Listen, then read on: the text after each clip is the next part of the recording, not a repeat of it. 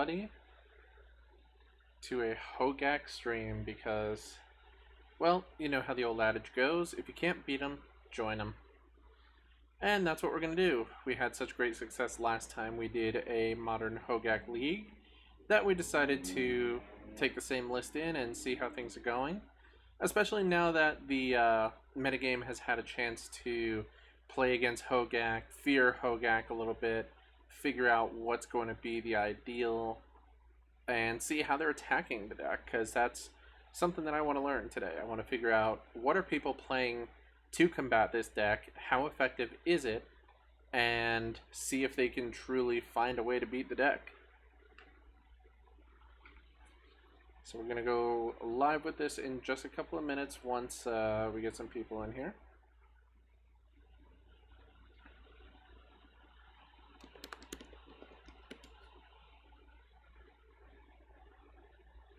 So to go over the deck a little bit, we're going to ideally put out a carrion feeder turn 1.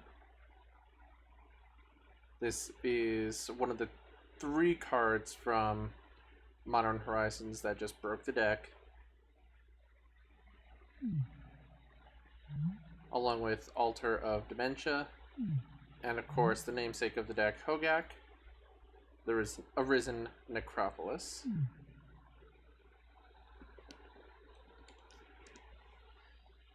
So hopefully turn 1, Carrion Feeder, turn 2, Stitcher Supplier, potentially, to just load up the graveyard, hopefully slam these Bridge from Belows into the graveyard, Vengevines or Bloodghasts.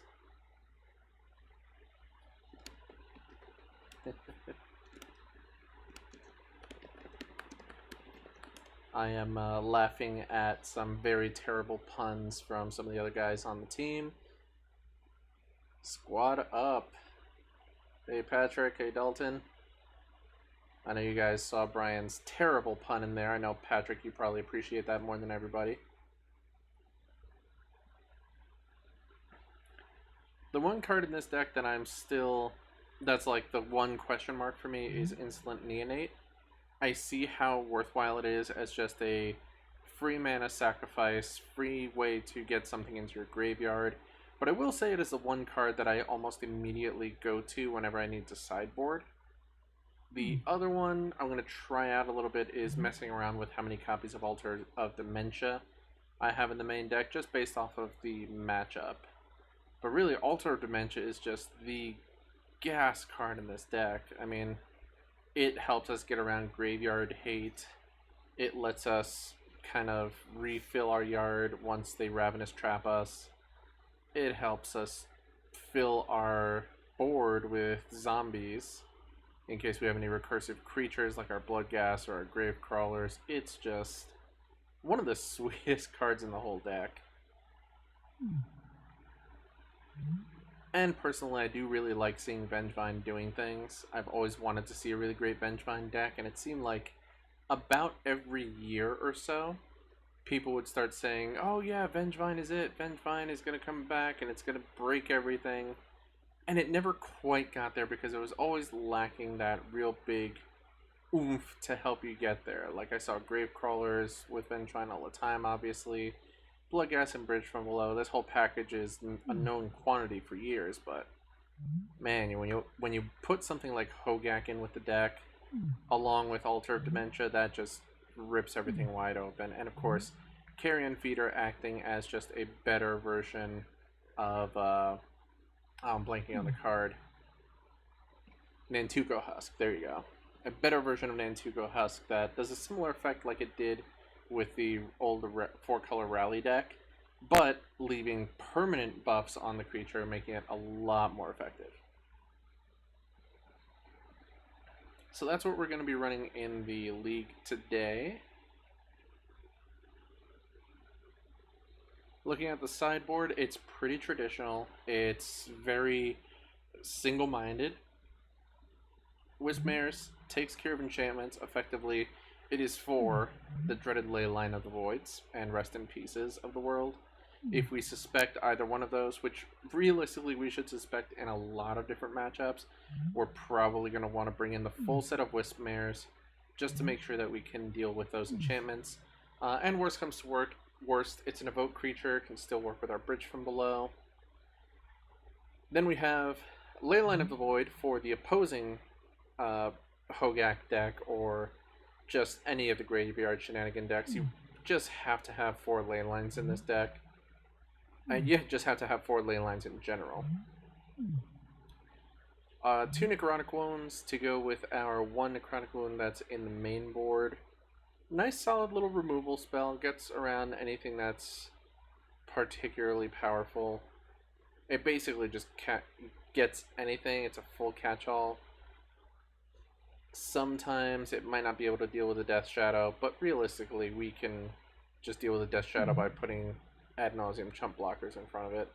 And the zombies from Bridge from Below, or a Hogaak mixed with a Necrotic Wound.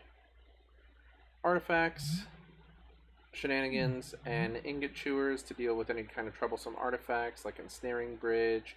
Grafdigger's Cage can be annoying for this deck, although Grafdigger's Cage doesn't stop a Hogaak from coming down from our hand, which is really good. And then we have 2 Silent Gravestones. Now this one I'm still not 100% sold on, but I haven't thought of something else that isn't going to be redundant to put in here. And realistically, I've just not had a chance to see this card in action very much. This is really against, I'm assuming, going to be for the Arclight Phoenix deck. The decks that I just know are going to have surgical extractions to effectively make it so that they can't surgically extract anything from my graveyard.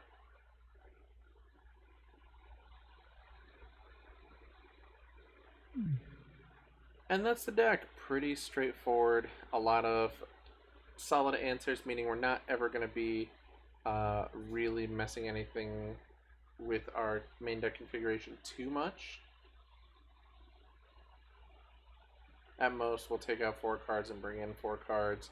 It's very rare I'm going to want to bring in combinations of all these cards.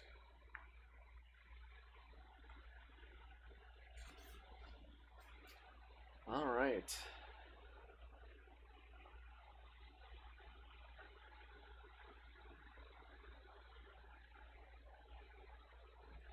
I think we're about ready to jump into our first game.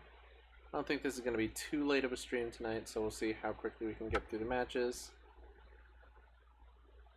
We will see. I'm excited to see what the metagame is doing right now to combat Hogaak, because when we first played the deck, the whispers and the kind of rumor was, is this Hogaak deck broken? Like, have you seen this deck in play? I haven't played it yet, but what's going on with this deck?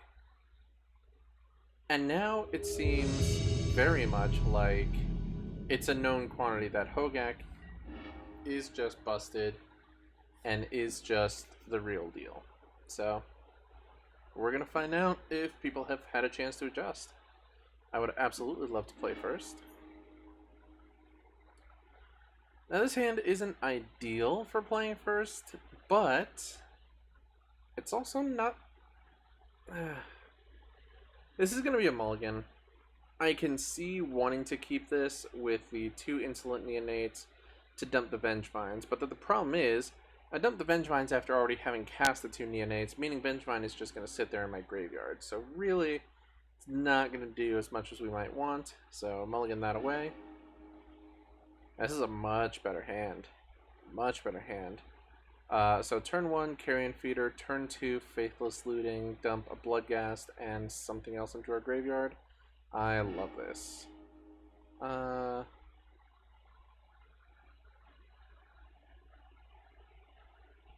going to put this on the bottom.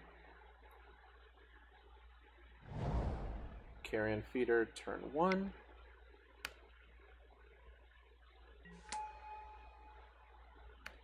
And pass the turn. Oop. Sorry. This error keeps coming up because of some sticky keys that are in the streaming service that I use. So occasionally, instead of passing turn. I can see wanting to go with the supplier on turn 1, Patrick. However, if we do the Carrion Feeder now, well, so much for that. If we Carrion Feeder and they didn't remove it, then we could have attacked while having sacrificed Stitcher Supplier to the carry-on feeder and just had a much bigger carry-on feeder. At this point, do I want a Stitcher Supplier? Do I want a Faithless Looting? I think I want a Faithless Looting. As much as I put a land to the bottom, I do kind of want to be able to find a second land source to be able to put out an Altar of Dementia. So, let's Faithless Looting and see what we find. Beautiful. I don't think I'm going to need the second one, so I'm going to Bloodghast and Altar of Dementia. Play a Bloodstained Mire, get back a Bloodghast. Always yes. Always yield, and go. I think it's worth it to crack the Stitcher Supplier as well.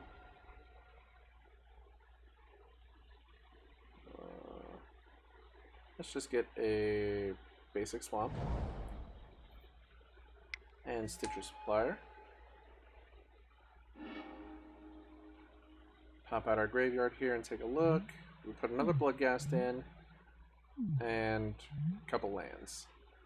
Not the most exciting thing, but now we're pretty set up for next turn to be able to Altar of Dementia and put out a Hogaak. With a little protection as well. Yes.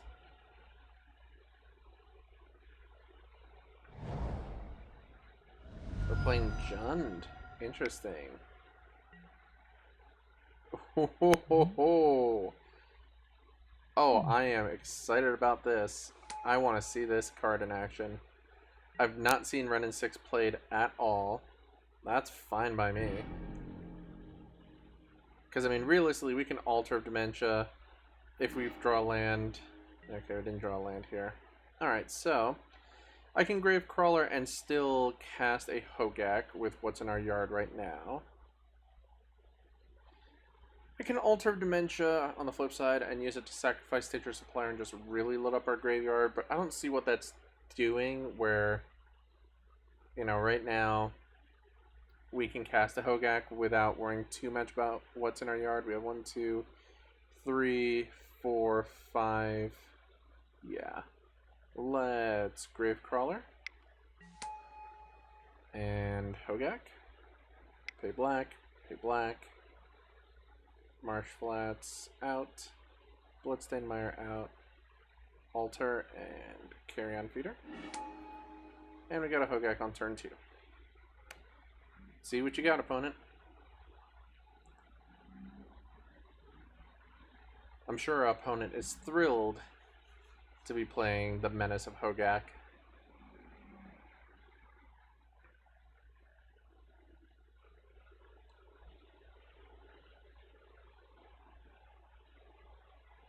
Opponent's thinking it over. Inquisition. Well, that's going to take our Altar of Dementia, which it's not the worst. I mean, I do like having an Altar of Dementia on the field so that I can start sacrificing creatures for value. Sure. We can get back the Gravecrawler. That's fine by me. They're going to help us mill into our yard a bit. That's fine. Now I'm assuming that they're likely going to set us up for Liliana next turn. So in that case, we need to have something to sacrifice. Otherwise, we're going to get got. We're going to get got. Alright. Stitcher Supplier. Get back a Gravecrawler. This way, if they shoot down something, then we're good. Yes, I want to use Benjamin's ability. Cool. Everybody in the face. 12 damage to the face. Well, actually, well, we can't do anything about it now. That might have been a wrong attack. There's a chance I might have wanted to get rid of Wrenn and 6. I mean, really, it's just getting them a... Yeah, okay. Not super punished there, but, I mean, It probably would have been solid to get Ren and 6 off of there so that they didn't continue to hit their land drops every turn. But they also see the writing on the wall, and they don't have anything to deal with Hogaak. So, against Jund, Leyline of the Voids for sure. It stops a lot of their plan. It just stops a lot of their shenanigans that they can be doing with their graveyard. Wisp-Mares for sure. Question is, I'm not bringing in 8 cards, so I take out a Necrotic Wound. Take out 2 Neonates. I think I take out an Altar. I don't know if this is a super grindy matchup. Actually, I don't think I want the Voids in here. He protect, he attack. Most importantly, he Hogaak. That's going to be the meme for the next stream. Thank you, Patrick. Alright, yeah, I'm not going to bring in the Leyline of the Voids. As much as it's nice to deal with what they're doing with Ren and 6, I think we just need to be aware of their Leyline of the Voids more than anything. I will have to play around Ravenous Traps and Surgicals as well. The question is, are they running Surgicals? Are they running Leylines? Are they running Ravenous Trap? Or are they running a combination? Because, I mean, realistically, that deck can board in a full 12 cards against us if they really want to. They're not going to very often, but they can. So I'm going to leave it like this for now. Because really the biggest annoyance is their Leyline of the Voids. And because Ravenous Trap, I mean, we can rebuild from that relatively easily. Yeah, I think this is fine. And then worst comes to worst, if we need to Silent Gravestone, we can. Just to kind of protect anything from a surgical extraction. But I just don't know what their list is running right now, and I also don't want to dilute our ability to really do what we're trying to do much. Oh, I love this. Oof, I love this and I hate this. Because, I mean, Vengevine, I have no way to get into my graveyard, nor do I have a way to get Bridge from below in there.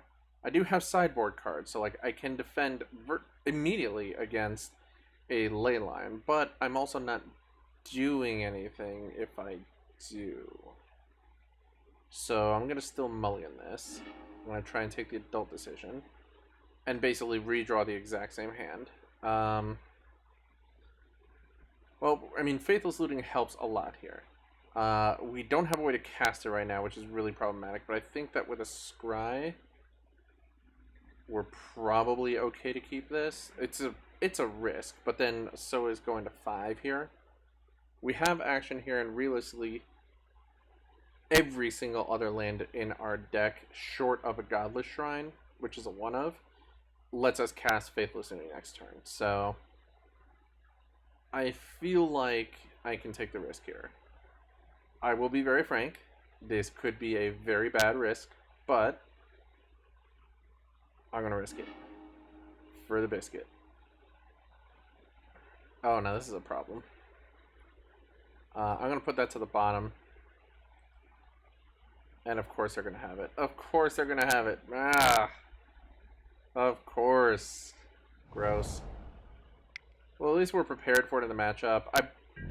I know that I bottomed away the answer that we brought in specifically for that Leyline. But I also knew that even if I drew it, I'm not going to be able to cast it if I'm drawing it. So what we need to do is find the right lands for what we need to do, and then grind our way through this. Now, this is going to be rougher with the only 3 Altar of Dimensions in my deck all in my hand at once. That's kind of annoying, but we can try and fight through. Ren and 6 does nothing right now? Oh no, they do still get a graveyard on their own. Yeah. Okay. Well, there's our mana sources. Alright, well, search for a red source. I'm genuinely happy with throwing away 2 Altar of Dementias here.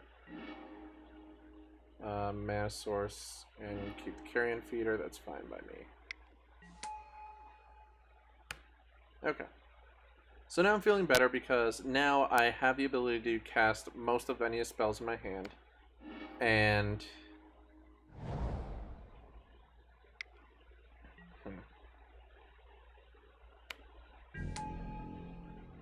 And we'll have the ability to find white mana for the Wisp-Mare that I eventually draw, which is now. So, let's find us a Godless Shrine. Untapped.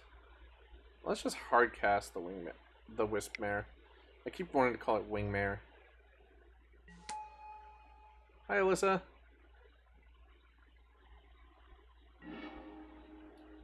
Alright, so we dealt with the ley line. That's issue number 1. And we have a 1/3 flyer, which is actually a really good defense against Bob. And will take care of Renin 6, so...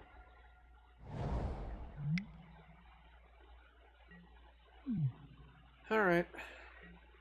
I will be frank, I do realize that I absolutely misplayed in that I should not have put out that Carrion Feeder when I had nothing to sacrifice to it immediately because it was just going to get sniped down by Renin 6.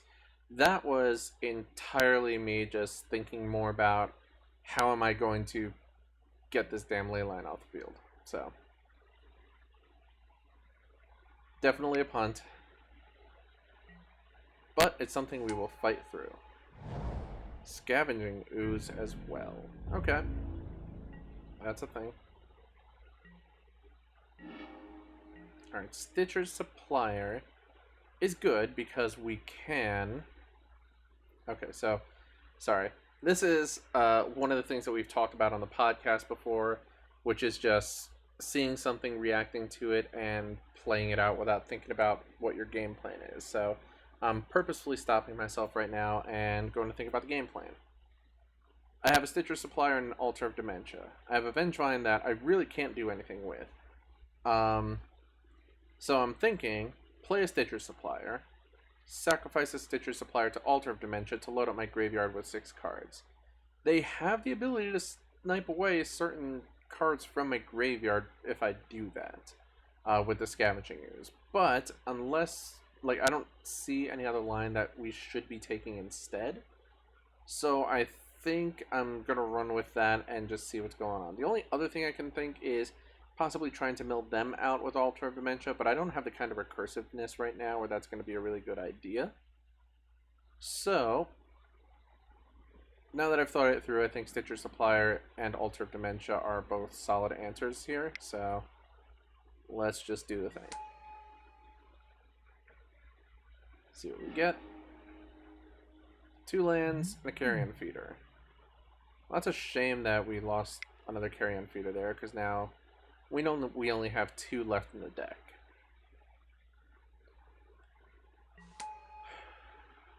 Alright, well. Know myself. Stitcher Supplier.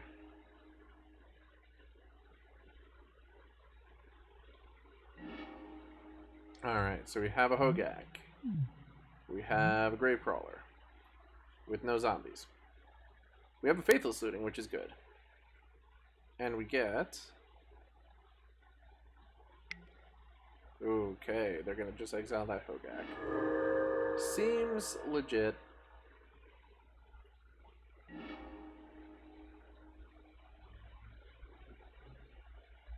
Yep. The question is, do we attack? I don't think so.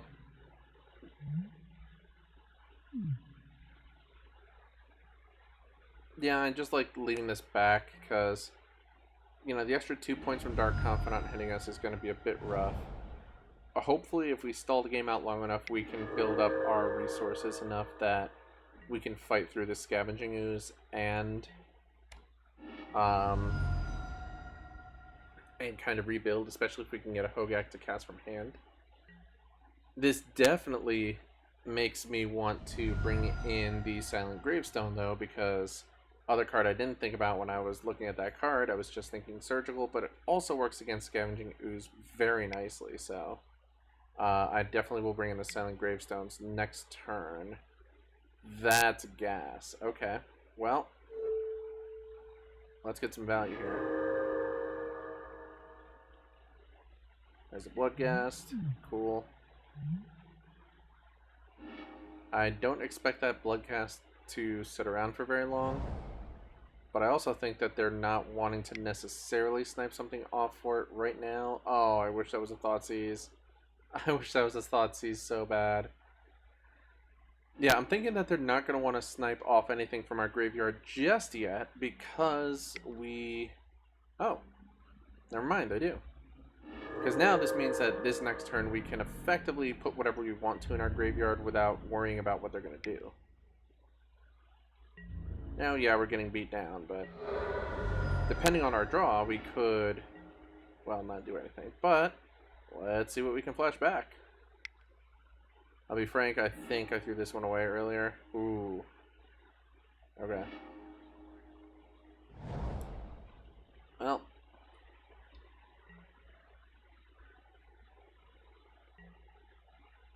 One, two, three. Okay, I think they have... Yeah, they have the 3 to give Scavenging is 3 more 1/1 counters. That's 8. Yeah, I'm pretty sure this is done. I'm just going to make them attack.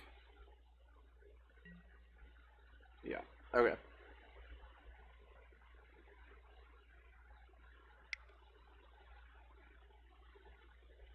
Wait.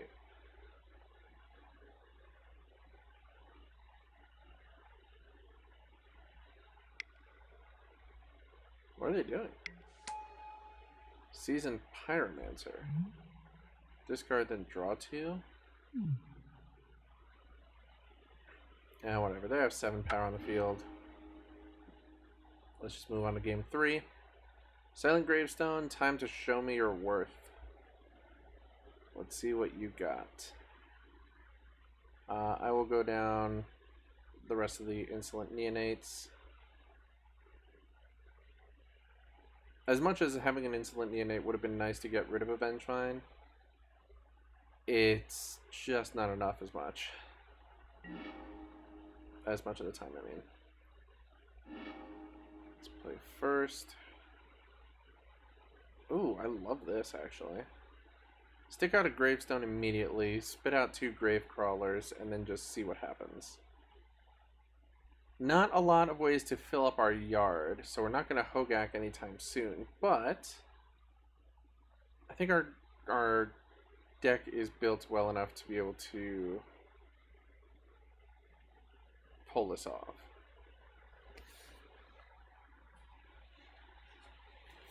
Patrick in the chat says that you need Neonates. So, you're right. I think that Neonate is definitely an important part of the deck. Now, I'll be very frank. I could very much be wrong with my assumption here. But what I'm thinking is Neonates are not as effective in combat. They're not as easy to recur from the graveyard. And overall, unless you have something in hand that you want to get into the graveyard that you can't normally get there through some other means in the deck, they filter and trigger Vengevine. Yeah, they absolutely do filter through. They absolutely do trigger Vengevine, for sure. Absolutely. But I think that it is... if I had to look at the entire list and say what is the weakest creature for the overall game plan, it would have to be the Insolent Neonates, at least from my evaluation. Now, I'm more than happy to be proven wrong on that. In fact, if I am wrong about that, I want you to tell me why, because I'm just not seeing it. But I do think that Insolent Neonates are just not as good. Also, yes, this Thoughtseize is hilarious. Do you want the Hogaak in the graveyard now or later? Or do you want my Gravecrawler in the graveyard that I'm about to get back because of my redundant Gravecrawler? Love it. That was a straight up cackle too. I'm sorry, jeez. I was getting a little too into character here. So yeah, I totally get Neonate is has a very important role in the deck. But also, if you look at the entire deck, I don't see an aspect of the deck that can really be taken out to make room for any of these sideboard cards in a manner that's not going to be detracting from the game plan in some significant way. Like, this is an extremely well-tuned list. So, like, I don't think there's a... Oh, Hogaak's left and right, jeez. I'll dump a pair of Hogaaks. See what my opponent thinks. I say we bash face. Get back whichever one they block and just keep the pressure on.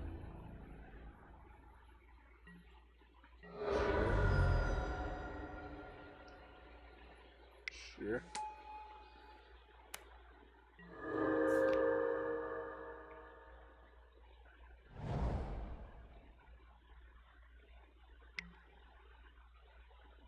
So yeah, Bob is fine.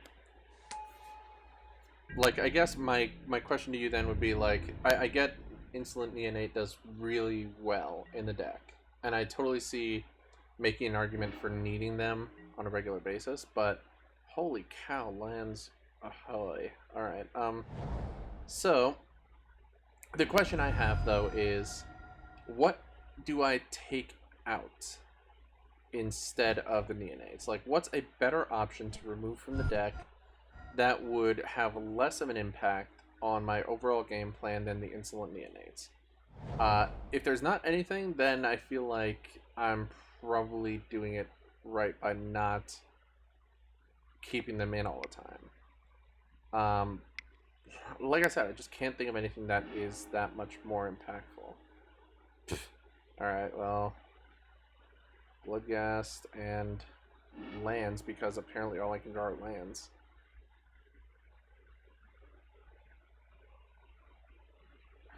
Do I attack here? I like attacking because this will force them to consider trading off Bob unless they want me to just get back the Gravecrawler. And if they block both, then I will be able to get back... Oh, sorry, Bloodghast is not a zombie, so... Alright, well...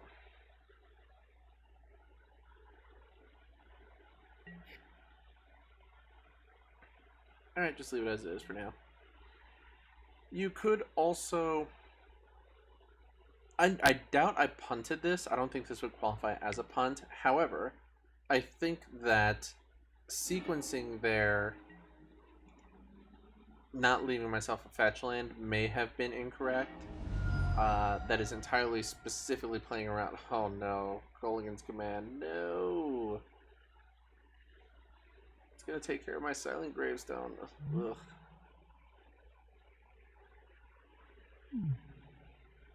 I never want to activate this. Like, this is entirely here as a 1-mana stop targeting my stuff in my graveyard. Wait, what? Oh, they're going on the beatdown plan.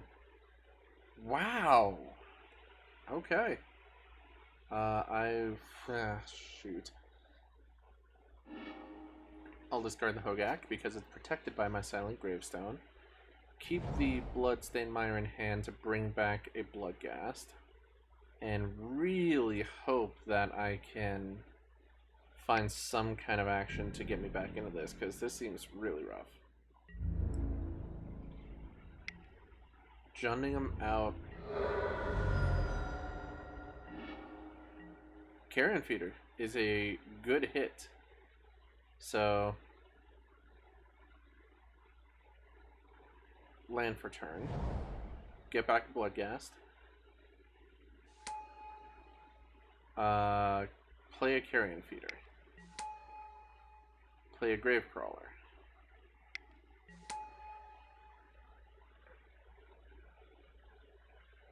Sacrifice Gravecrawler to Carrion Feeder.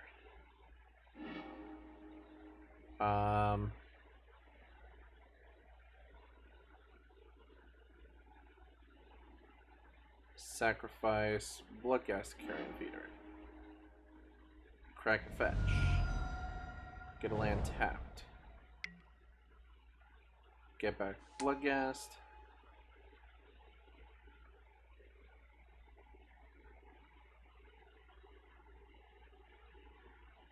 Tap. Tap.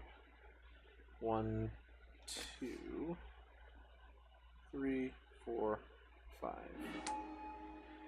Well, at least I'm using the lands for good reason. Oh, I think I might have also made another mistake here, because that seems to just be my thing with playing this deck. I probably should have just brought back another Gravecrawler since it can't block, and leave the Carrion Feeder up to be able to block and grow it a little bit. But I did not see that line until it was too late.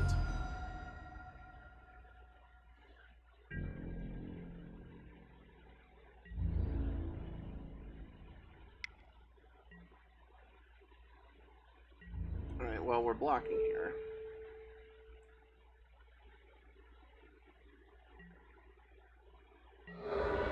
Yes. Sure. Gross. Alright. That was entirely my fault. I did not leave up the Carrion Feeder to also block. Has Bolt indeed.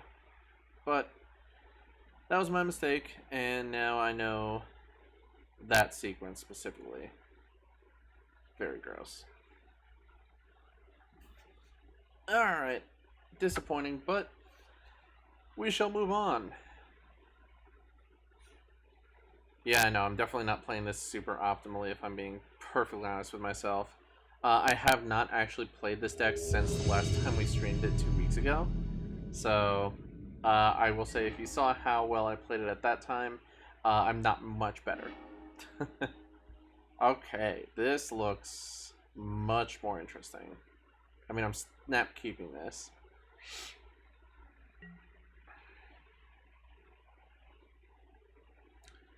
Trying to decide what to play first.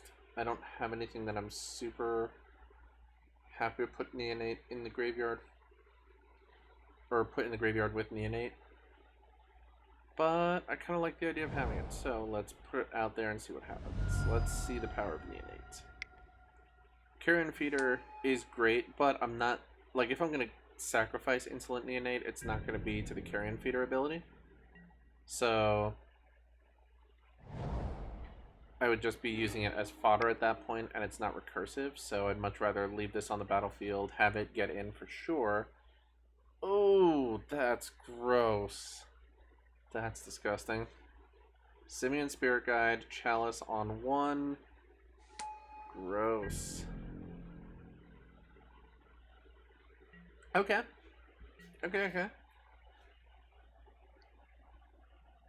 Okay, Pandan Pig. Well. Whew. Let's see what we do here. Well, first, I'm going to put out an Altar of Dementia.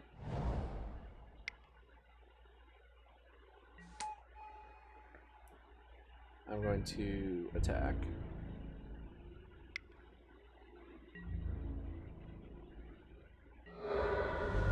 And that's going to be the turn.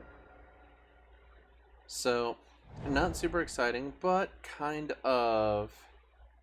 Fear and Void, interesting. Kind of setting up so that I can do silly things later on. Legion Warboss. So this is just mono red, or red deck wins, basically. Spit out as Goblin, sure.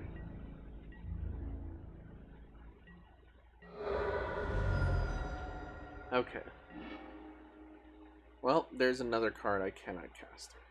So, how do we win?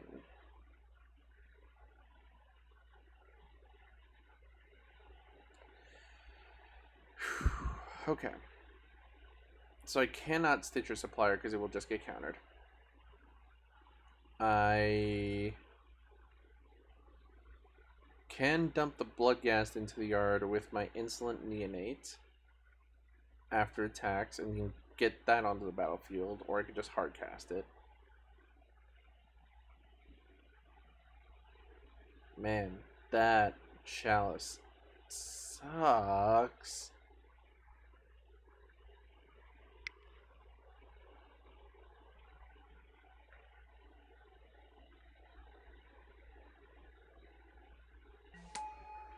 Alright, so I'm feeling that we need to fill our yard to actually be able to do stupid things, so let's do that.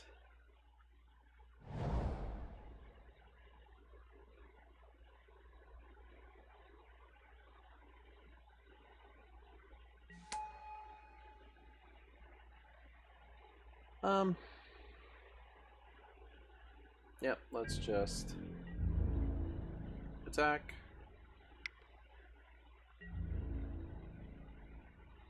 I mean, I have no way to deal with that Chalice of the Void, so effectively this is useless.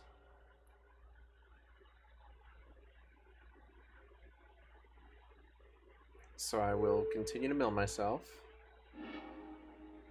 Get it back with another land. Not hitting a lot.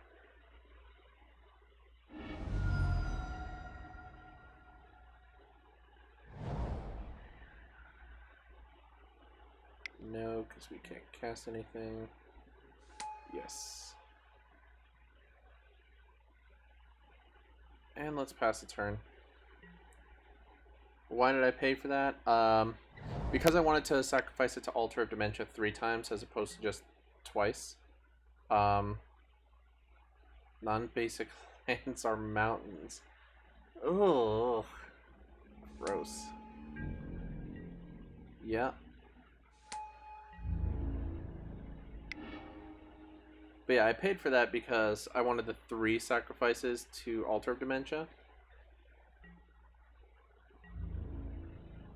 Yeah, I can't block anything anyways. Whoa, hello.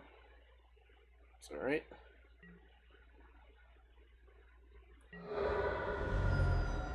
Yep. Let's fill the yard even more. What in the world? Alright,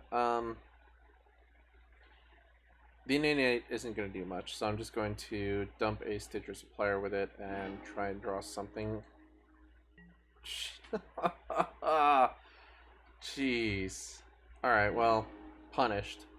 There are 2 great cards I would have loved to dump into the yard. Thankfully I can with Faithful Suiting though, so let's see what we can do here.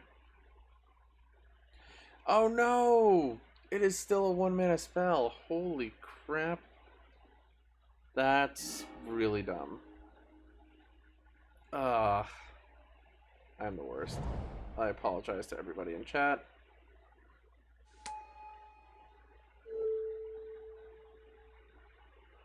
I don't think I make it out of this game.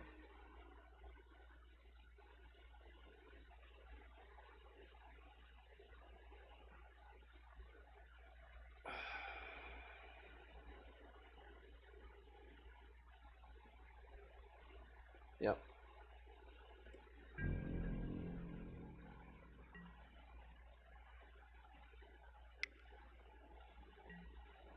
Hello, hello.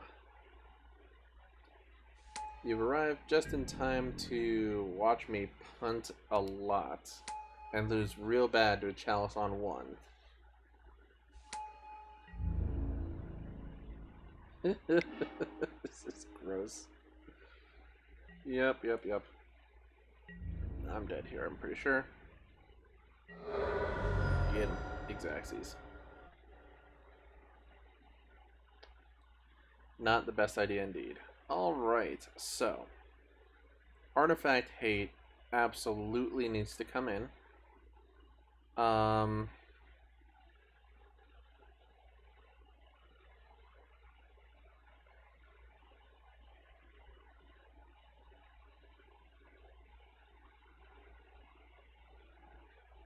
Man, how do I even board against this? Like, yep.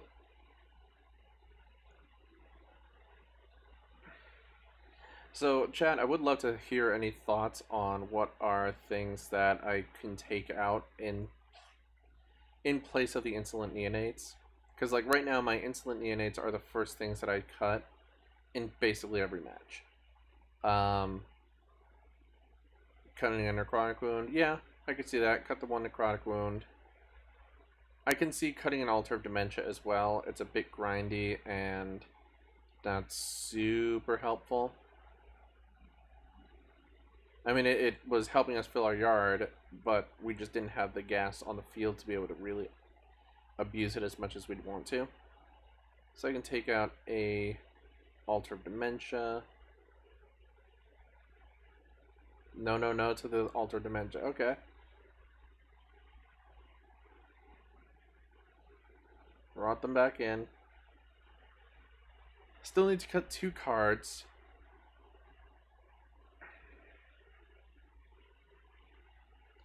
So, like, I cannot see anything else that I would want to take out beyond Insolent Neonate in this instance. Because, like, Carrion Feeders are good for free sacrifice outlets. Gravecrawlers are recursive. Stitcher Supplier gives us usually 6 cards into the graveyard, which is huge for Hogaak. Bridge from Belows are clutch the deck, as are Vengevines. I mean, maybe I can see trimming a Vengevine, but, like,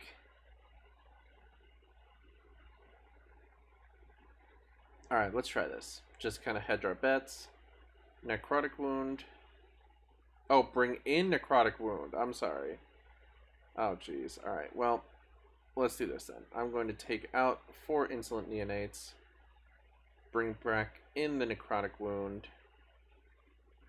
I'm going to cut an Altar and bring in another Necrotic Wound and another Necrotic. And try it like that. Never many of one thing. I could hedge my bets and just, like, cut a single one of a couple of different cards. This is garbage. This is just funny. This is just funny. So basically this deals with all their creature, blood moons, everything, but does nothing against a turn 1 Chalice, which realistically on the draw I'm assuming they're not going to rely on as heavily. So I guess this is fine to keep, especially because Stitcher Supplier will load our yard with something initially. Super not thrilled about this though. Stitcher Supplier, I will put you to the... I'll put you to the top actually, because that way I know I hit at least one creature. Are you serious? Okay. Jeez. I'm like triggered.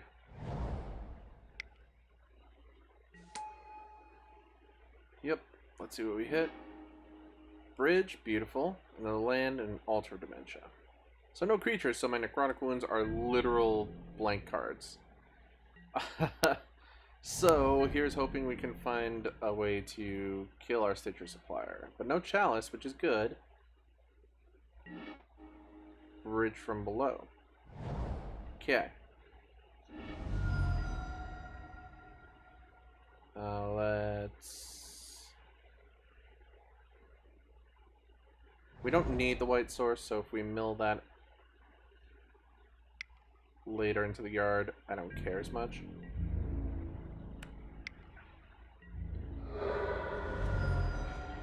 Yeah, I should probably be looking into actual sideboard strategies with this deck because, like, my go-to is just, wow. Yeah, that's fine, because that's what I was using it for anyways. Yeah, you notice that? Thank you. Alright, ugh. Oh, I can't even cast this Bloodghast. Gross.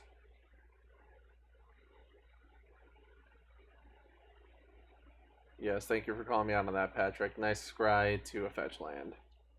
Alright, well, Blood Moon is Blood Moon. I honestly don't care about Blood Moon as much, knowing because, like, I can fetch out the basic swamp first turn, so that basically I can cast every spell. Like Magus of the Moon, I don't care. The only thing I care about there is just blocking with my Stitcher Supplier to fill my yard a little bit more. Yes. Ooh, Stitcher Supplier again. Even better. 20 turn clock, take that. That's why people are afraid of this deck, right? Right? Oh. Okay. Alright, well, let's keep that 20 turn clock going. Leave the other Stitcher Supplier back to block. Sweet. Yes. Get me some zombies. Yes. That's exactly what I wanted to see. Okay. 1, 2. Oops. Let me actually pay for it. 2. And then 1, 2, 3, 4, 5. And there's our Bridgevine. And there's a concession. Alright, sweet.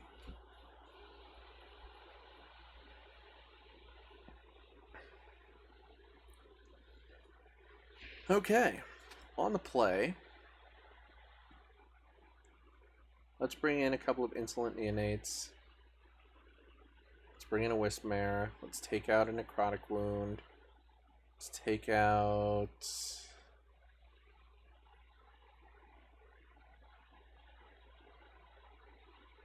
Let's take out an Ingot Chewer. Actually, let's just leave it down to the 1 Necrotic Wounds. Try it like that. Okay. Faithless Looting, Carrion Feeder, Stitcher Supplier. All very good. This is a keep. The only thing I'm worried about here are...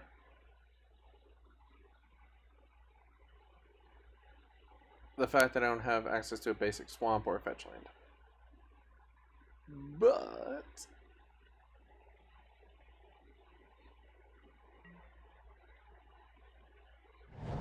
we're gonna run with it anyways.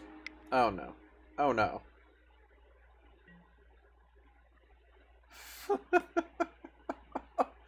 This hand looked gas.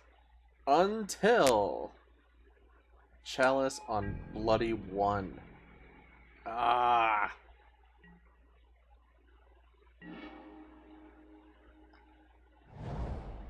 Alright, well. No need to pain ourselves. Go ahead. Have all the time in the world to do whatever you like with your deck. I'm really hoping they just kept a really bad hand. Which it looks like they might have, which I'm super excited to see. Like, I really hope they just kept a hand of Lightning Bolts and Chalice for 1. Oh, I will.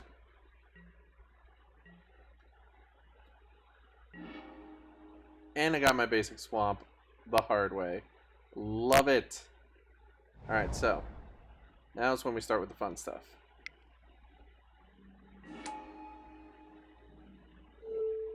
Destroy.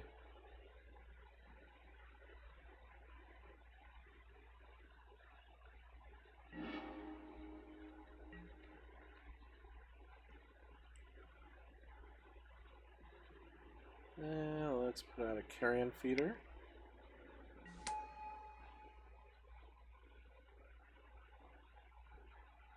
And a Stitcher Supplier. Flip the yard. Ooh, okay.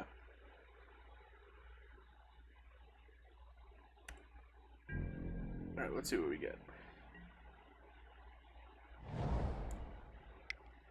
Last zone on 1. 2 mana up. What do you got?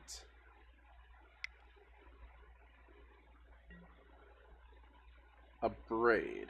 Well, let's do the thing. Another Vengevine, which is good. And a bridge. Sweet. Okay. Yep, blow it up. That's fine by me. Now that we have the 2 Vengevines and the bridge, if I draw 1 mana creature, I am sweet. I can even card cast the Bloodghast and be fine that way too.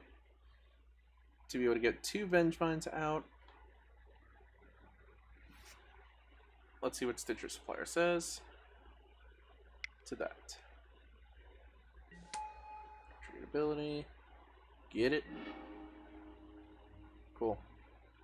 Sacrifice Stitcher Supplier to it. Get some zombies.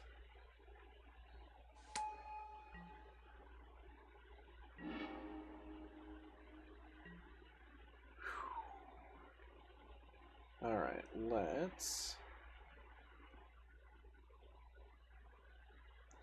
Faithless Looting before I cast a second Gravecrawler. That way I can try and see if I hit another Vengevine.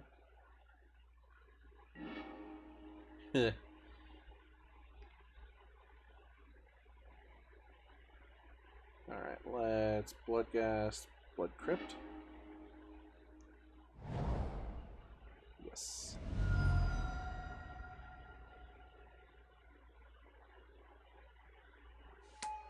Bring out the Bloodghasts. And cast a Gravecrawler. Get all the Vengevines back. Always yes.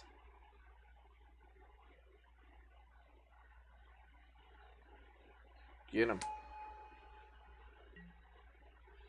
How about them apples?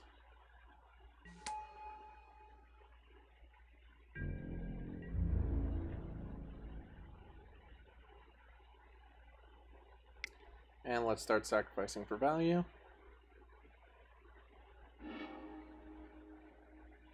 Yep. Give me zombies, and that's the match. Cool. Alright, that was fun. Alright, so I definitely heard you guys as I was playing through that last couple of turns where you were hollering for the invoke and hollering for the double supplier. Definitely like having the suppliers out, but I definitely am trying to build up some heuristics for this deck for myself. One of them being, if at all possible, put out a carrion feeder before something like a Stitcher Supplier, because A, you have the ability to sacrifice the Stitcher Supplier if something tries to target or mess with it, or just gives you the way to get rid of it so you can mill a little bit more.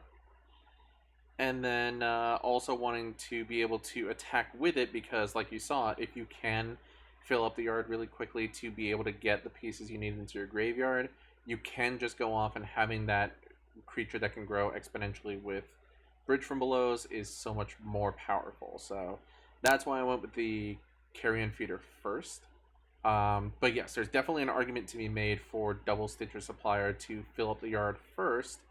But that might have slowed us down a turn. I'm not 100% sure. So it's okay. After this, I will probably be watching this video again over and over and over again and yelling at myself just the same as you all were yelling at me. But that's part of the fun of Magic, you know? When you're in the moment trying to figure out the lines for a match, you are, you know, like riding the adrenaline to figure out what's going to be the best play. But then afterwards, looking back on it, especially if you're not playing the match out, you have, I don't know what it is, you just have this different perspective that some lines that were obvious to somebody not sitting there are not as obvious to somebody playing. I've noticed that a lot, just like whenever I'm judging and watching people like over the shoulder of the last couple of matches, everybody sees like 18 lines that the person who's playing does not, and I find that so fascinating.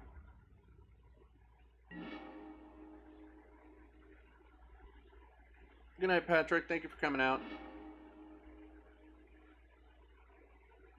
Faithless Looting with a bridge in hand.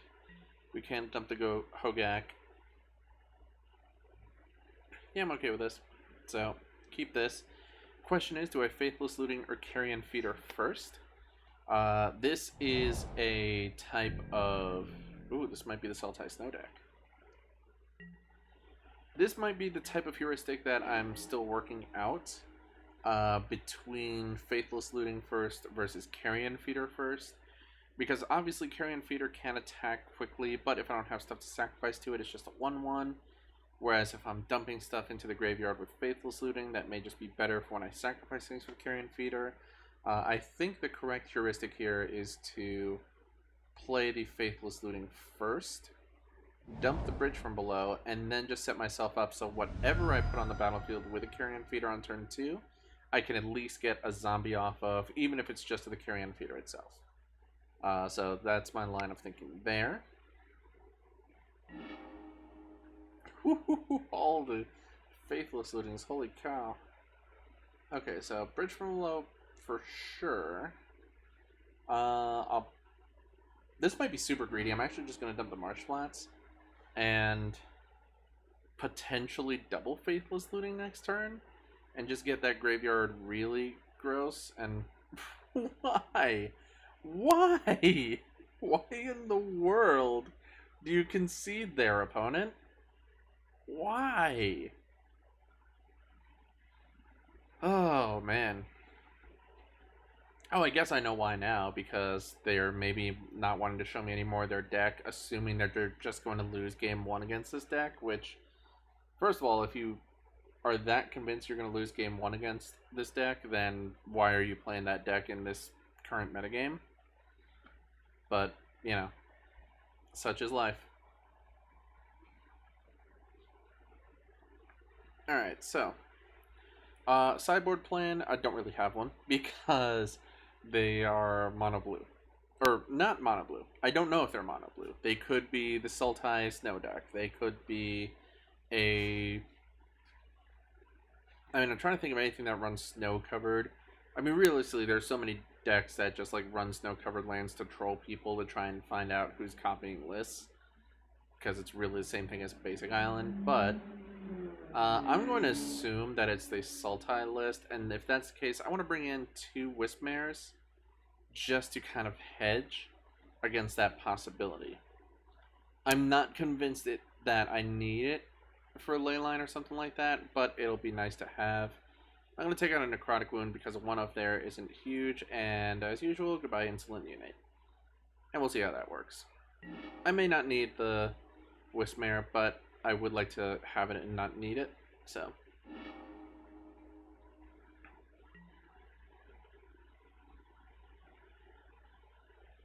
Ooh. That's a hand. Well, I'm keeping the hell out of this.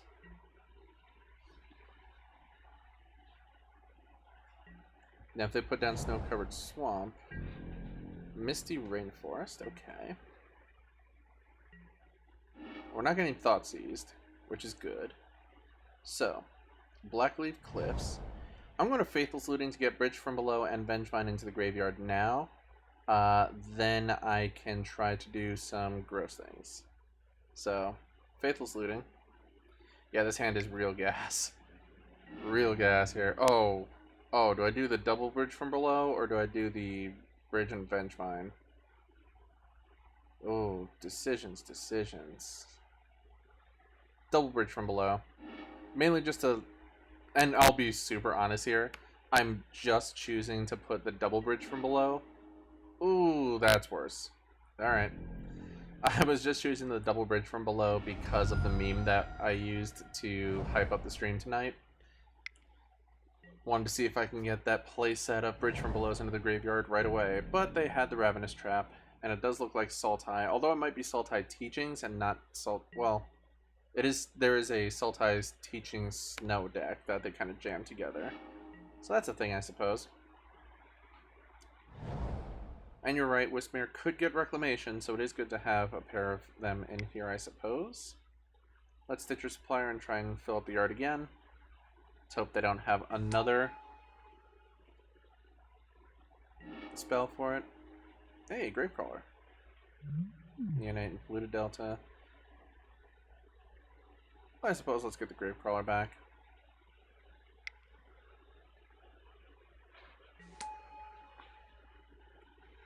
And pass. I am kind of glad that we didn't dump the Vengevine in there, because now I can dump that in there to some other effect later on and have it to come back and bash face when I think we're really going to need it.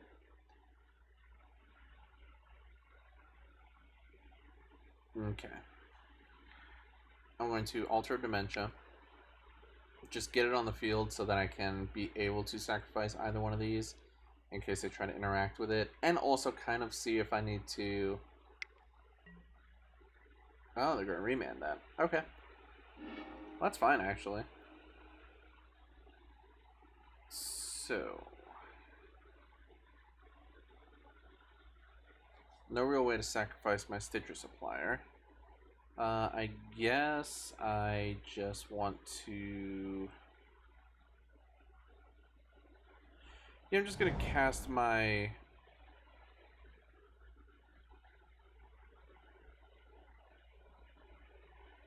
I'm going to cast my Gravecrawler.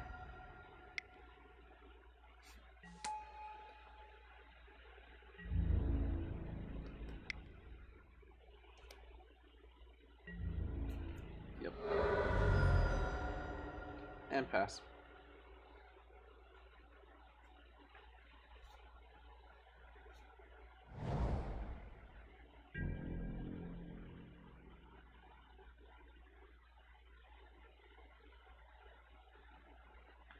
Okay.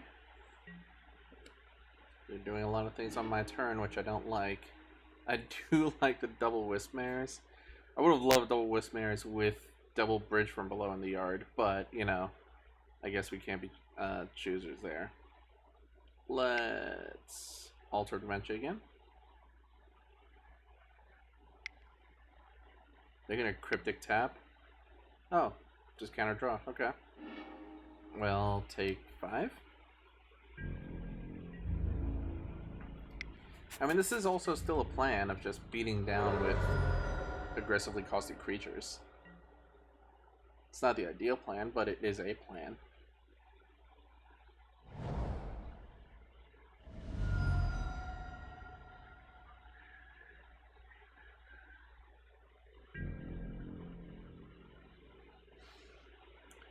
Okay, and nothing from our opponent because they're playing everything instant speed. Yes, that's exactly what I was looking for. Faithless looting, please. I wouldn't be surprised if they just hard counter this. They did not. Vengevine, Bloodghast, play land.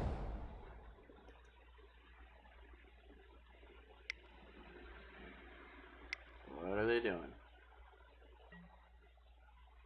Consume the Meek. Okay. That doesn't stop my Bloodghast from coming back. Also mills me a little bit more. No! Oh, Ravenous Trap with a Consume the Meek is absolutely brutal. Disgustingly brutal.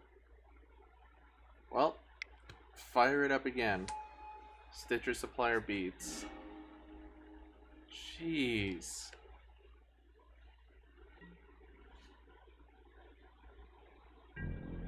So they've used 2 Ravenous Traps against us so far. Yep. Carrion Feeder's nice. Carrion Feeder's very nice. That'll draw a hard counter from them, I'm almost sure. No. Okay. Take your beats. Don't want to go all in on Carrion Feeder just yet. Searching for.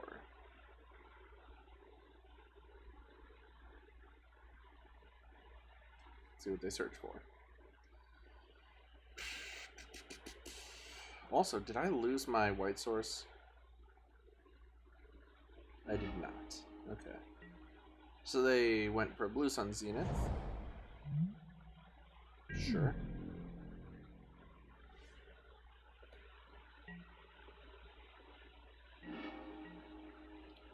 Carrion Feeder, get.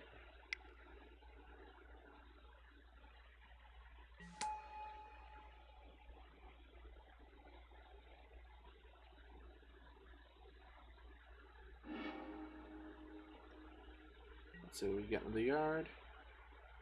Bridgevine. Okay. Man, I wish I had a second creature to cast right now. Ugh.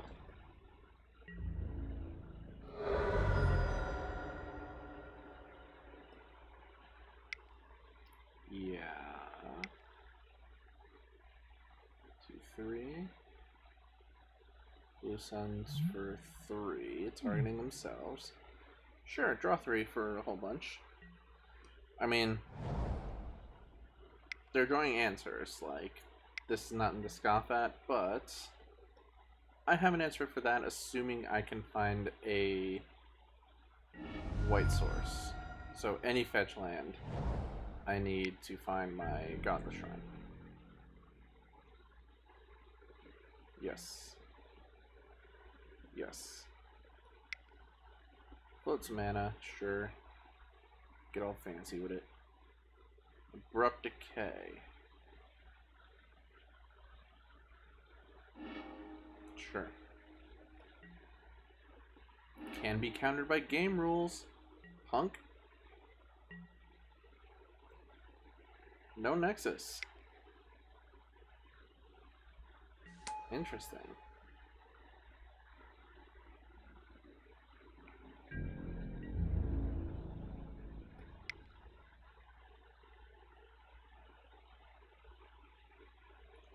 This also may have been a punt from me just clicking to go to attack too quickly. I could have absolutely cast this Gravecrawler 3 times, gotten the Bridgevine, and had this out. And yet I did not. So, punt number 812 for tonight. But, let's see what we got. Snapcaster Mage. Okay. Go to flashback. Abrupt Decay. Sure.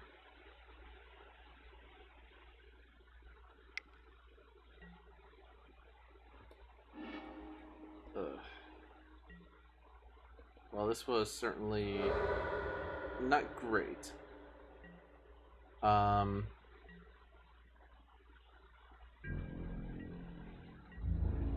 Yeah, because then I would have had the Bridgevine out. He would have had to jump block with it to stay alive. So, definitely was a poor decision there. Is this the Nexus? Yep, something's taking up all that mana. Oh, flashback mystical teachings. Searching for, drumroll please, another Blue Sun Zenith. Cool. Opt. Sure.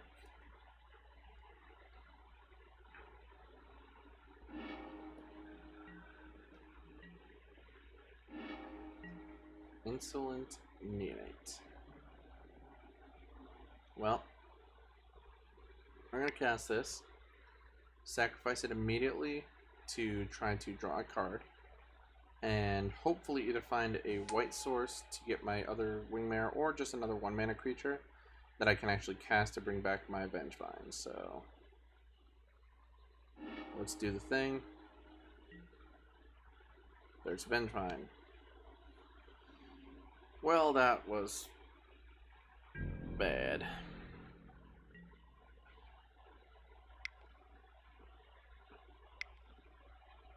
I will say I have a significantly higher respect for all the other awesome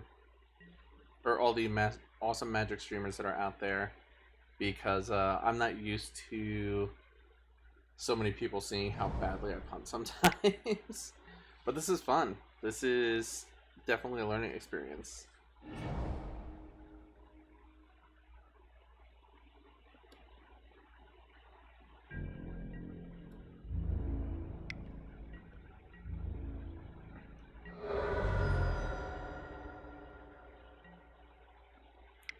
Untap all your things, sure.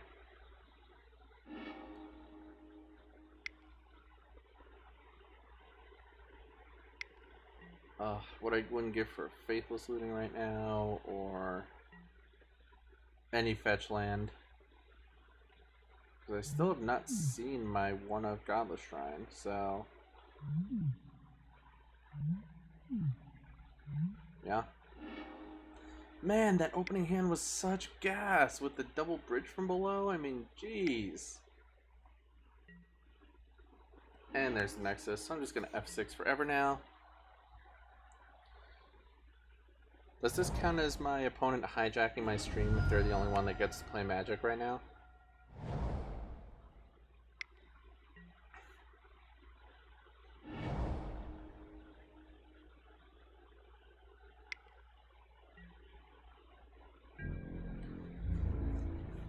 Opponent playing very fast because they think they're pretty confidently ahead, which is, frankly, not a bad way of thinking considering their board position right now. Pretty sure they've got this locked down, but you never know. In this match, they do have to kill you for it to actually count. Like, I'm not the one that will just scoop to them casting Nexus of Fate 3 times in a row.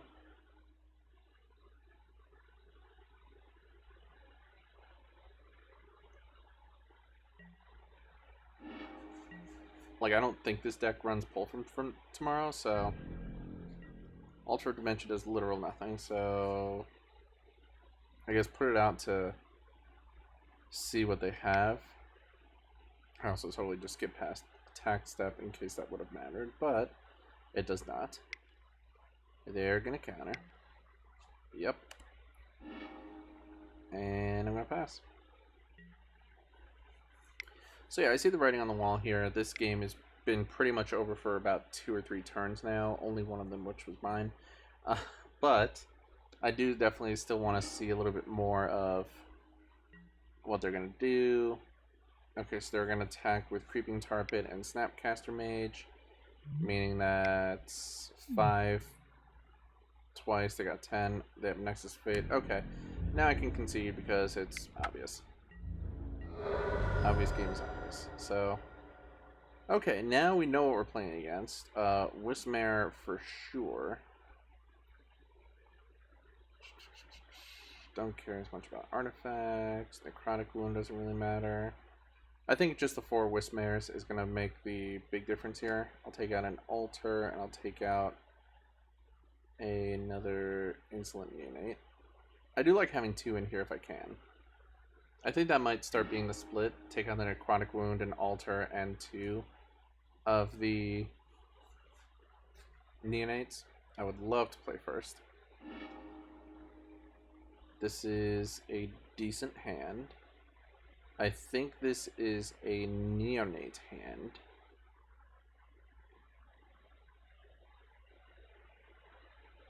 No, this is a Carrion Feeder turn 1 hand.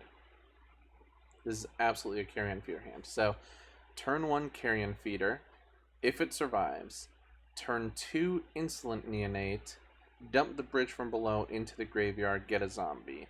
Cast Stitcher Supplier, eat the Stitcher Supplier with Carrion Feeder, attack with like a 3/3 Carrion Feeder, put 2 zombies on the battlefield, pass turn, and that's my turn 2. So, yes, this is a Carrion Feeder keep hand. Carrion Feeder, and then open up into Stitcher Supplier and Insolent Neonate. This is also where I am absolutely getting my Godless Shrine turn 1. Are they putting out a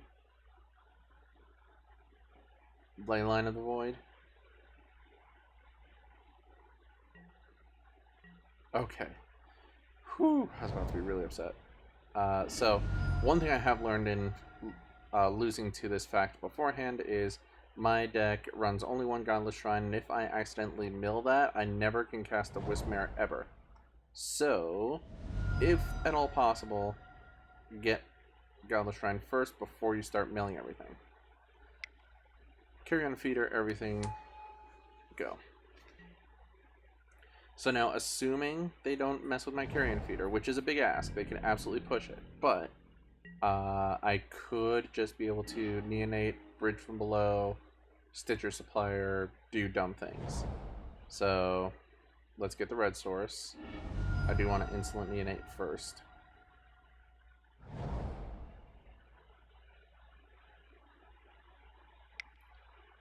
Neonate. Get him. Discard bridge. Yes.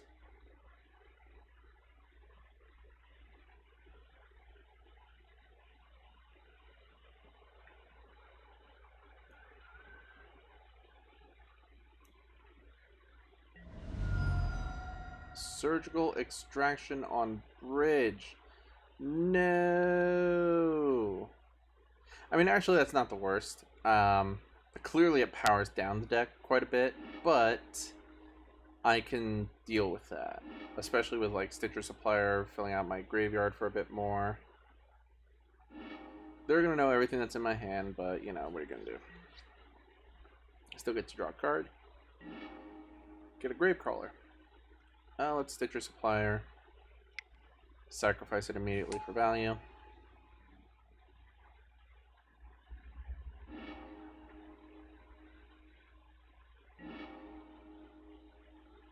Mill some cards, mill some cards, mill some cards. Sweet. Alright. Bash him with a 2/2. Bummed I couldn't have gotten that zombie to be able to at least attack in for 3. But, I mean, that's the way the cookie crumbles. Yes. And we are going to have a Blood Gas with a fetch land next turn, so, like, Carrion Feeder will be able to grow quite swole. Oh, I didn't even see the second Bloodstain Mire. Or Bloodstain, Blood Gas. Always yes. Always yes. Always yield. Get him. Get him.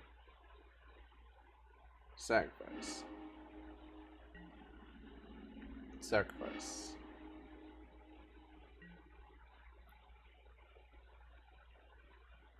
I don't think I need to Faithless Looting here. I'd much rather actually just Gravecrawler shenanigans for a minute. So let's basic. Get him and get him. No! Jeez! You are killing me, Smalls. No. No. Fine. Gravecrawler.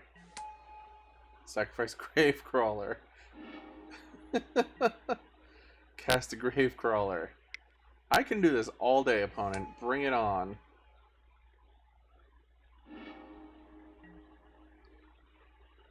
Jeez.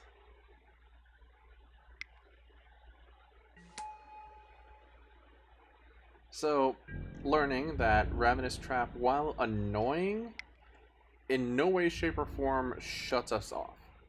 Ravenous Trap is great for those moments where I dump what looks to be insurmountably awesome stuff into my graveyard to be able to deal with it the one time. But after that, it's just annoying, really. Like, alright, they're down to 4 cards. I have Literal Lethal. Sweet. Oh, so what was that? A Surgical Extraction and a Ravenous Trap. So 2 sideboard cards brought in against this deck, and we're still able to get there just off the back of a Carrion Feeder and a Gravecrawler. And a couple of Blood Gas that didn't even get as crazy recursive as we wanted. But were enough to be able to get there. So, whew, that was fun. That second game was really rough, but this opening hand was just too strong, too fast for him. And, you know, for once I thought about all the things I could sacrifice to Carrion Feeder before I could attack. I think somebody in the judge program once told me that, like, I'm not above making mistakes. In fact, I make quite a few, many mistakes.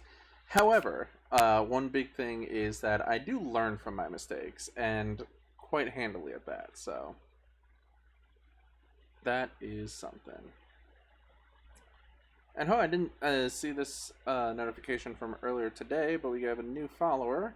King Mudkip 701, thank you for the follow.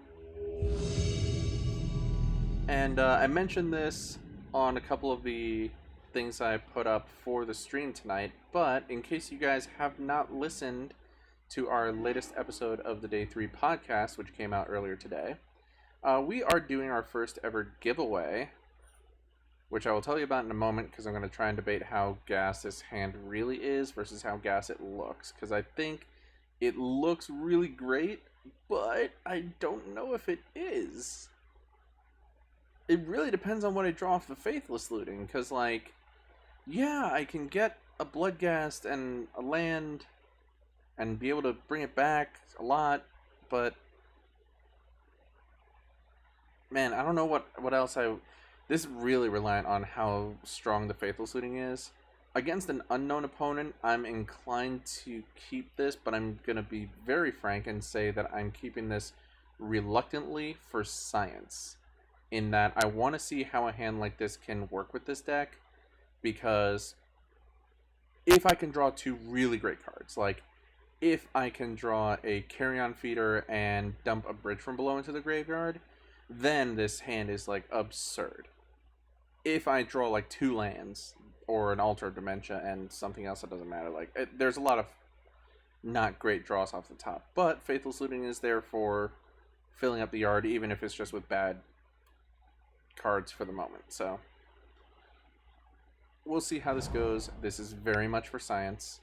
Nile Spellbomb off the top is not ideal, if I'm honest, but jeez. Alright, well, let's bait them with a Faithless... Well, let's play land first. So this is a deck that is also clearly ready for the shenanigans here. Do I tempt them by putting two Bloodghast in the graveyard?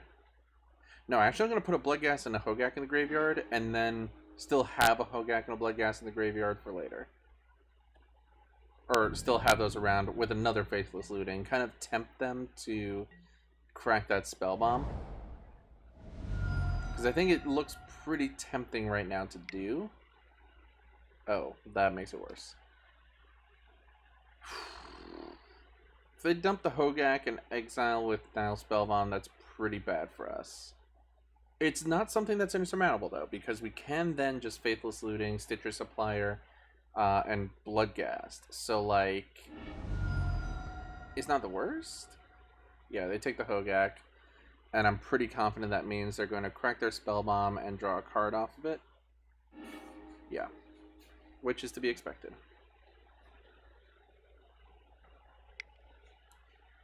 Ooh, man.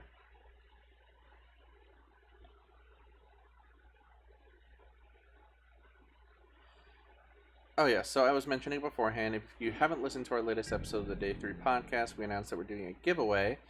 We really want to hit Twitch affiliate, and a big way for you to help us out in doing that would be to give us a couple of follows. So we're doing a giveaway for hitting 50 followers on Twitch, which is what we need to hit affiliate. Sorry, more... Man, I'm gaining a lot more respect for streamers who do this all the time while trying to play out optimal lines and do things like plug and talk about stuff in the chat. This is fun. So here the question, I think, is Stitcher Supplier, Faithless Looting, Insolent Neonates, how do I, what do I, where do I? I think I'm going to Faithless Looting.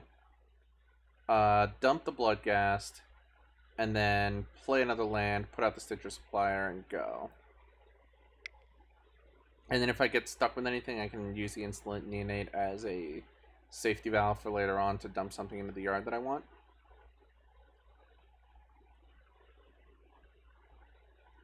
Because at least this way, if I draw another Bloodghast, I can dump both in there and get them back with Bloodstained Mires. Oh, that's pretty good. Okay. Bloodghast. I think Blood Crypt. Yeah. Yeah, that'll do. Okay. Land. Yeah. I'm gonna get a basic here. There's no need for much else here.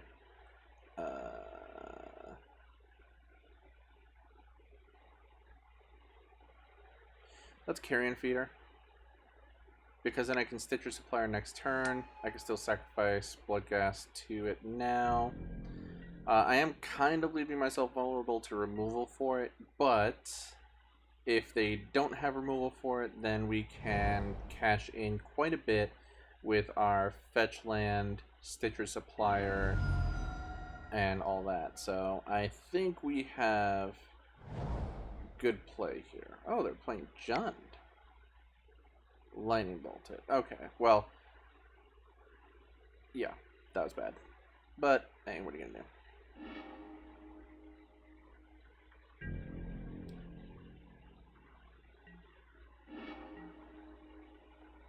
Okay. Let's fill up the art a little bit more.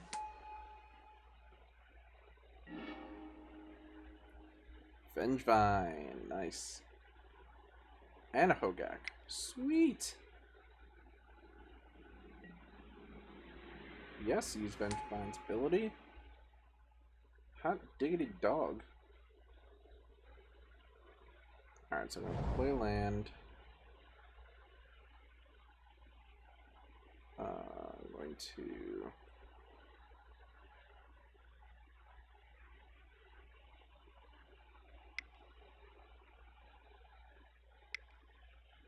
One, two, three, four,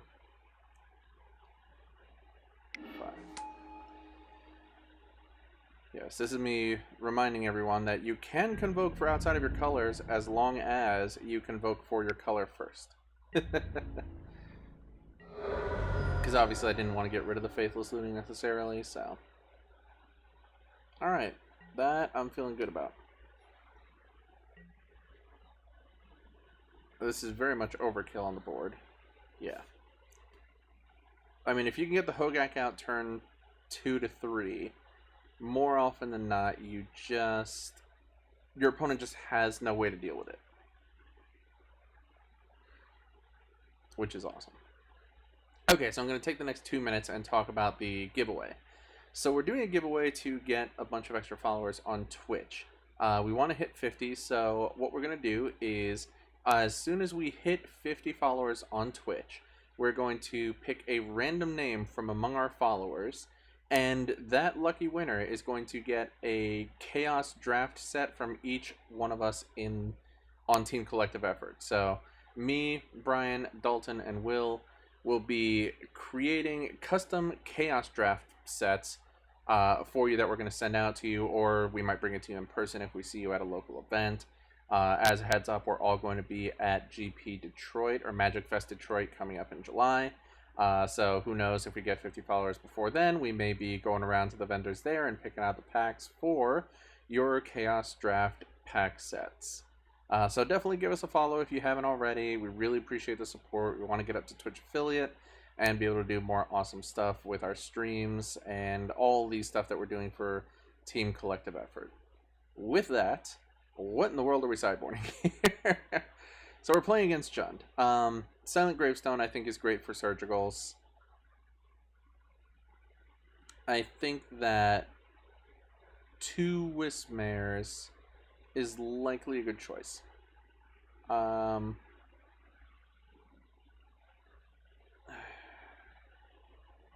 going to take out the Necrotic Wound, Alter Dementia, Insolent Neonate, and I think...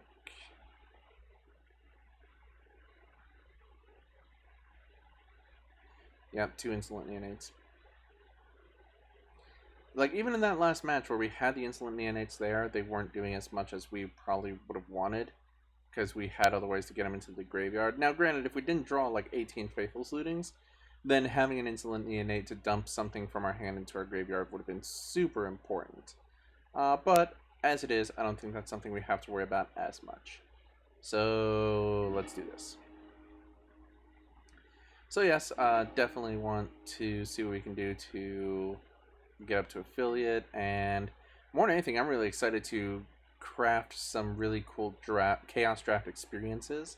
I'm debating on which packs I want to include in the 3 packs that I'm going to choose for my set that I'm going to hand out. I know for a fact at least one of them will be from a set that you will have a chance to get really great value on, that will have a masterpiece of some sort from those packs. So we will see how that goes. In regards to this hand, Silent Gravestone is good. Stitcher Supplier is solid. Altar of Dementia is solid as a way to get sack the Stitcher Supplier. So I think this is a keep. It's not the most ideal on curve keep, but it's a keep. I think I'm going to put out the Silent Gravestone first and then just pass. Because then, realistically, I can... Sure, that's fine. We have answers for that. But of course, it also does make what we're going to do these first couple of turns significantly different. Inquisition is much worse. They're probably going to take the Stitcher Supplier. Or... Actually, I don't know what they care to take here. They might just take Altar of Dementia concerning the power level of it. Yeah, actually. Oh. They took the Silent Gravestone. Interesting. Yeah, I can see that. It's obvious that's our piece of sideboard tech against what they could be doing, so clearly they must have some kind of targeted removal that I'm sure they know that we're going to bring in something to deal with Leyline of the Void, so... Yes. Yes. I don't know why I'm talking like a vampire right now, but... Well, probably because, you know, vampire. Yes. Oh man, can you tell I've had a long day at work and just unwinding here on stream with y'all? I would also be having the face cam up on the stream tonight, but I'm just not feeling too hot, and I actually got sick recently, so... Ooh. Altered Dimension. And I actually got sick a little bit where I had, like, a nasty eye thing, so not where I want to be on camera. Okay, so... Man, what a hand. Okay, so this hand is much worse against this collection of cards. Collector, oof. To be very Midwest, oof. Okay, so I mean the creature will die at some point, so let's just get the altar onto the field.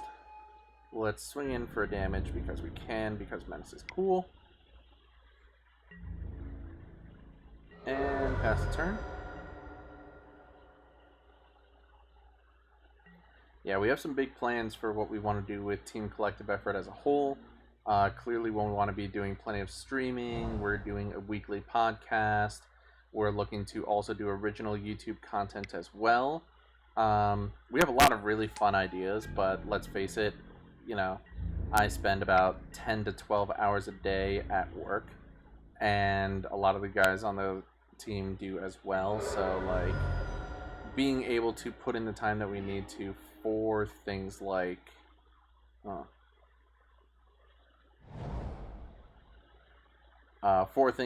all the extra content that we may want from this channel is just really hard.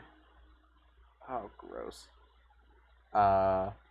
Especially if we're not making anything off of it yet, which, you know, clearly we're not expecting to since we just got started, but you know, part of our growth really comes from just having some followers, you know, growing a community where people can get excited about some of the content that we put out there and just have the chance to prove some of the awesome stuff that we can do with the channel and some of the cool ideas we have.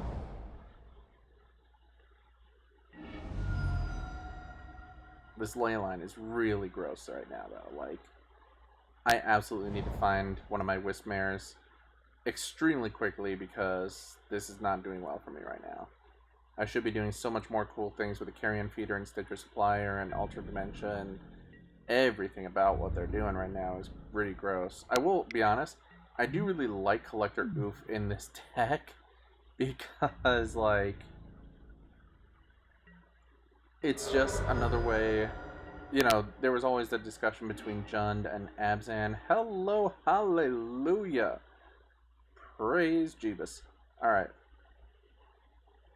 Let's find a swamp. Hardcast a Wingmare. I don't want to start sacrificing stuff yet, and I need to stabilize.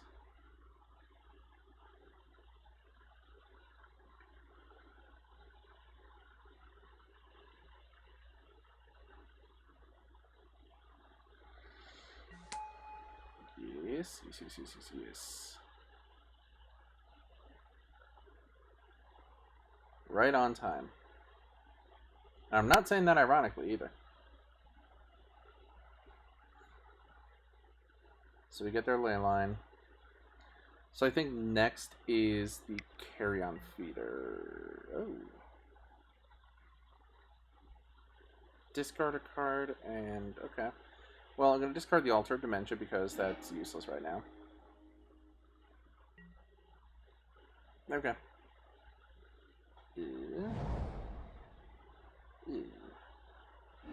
Alright, I don't like the pain that we're taking here. But I think we need to put out a carry-on feeder. And hopefully we can just stabilize at this life total. No attacks.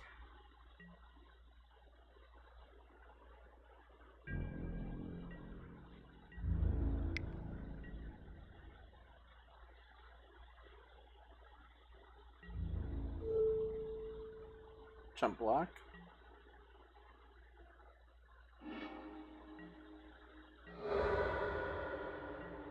Do things. Mill 2 is fine by me, actually. Fine by me. I like it so much, I'm going to do it again.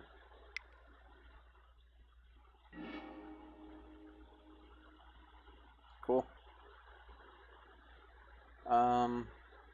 Pass.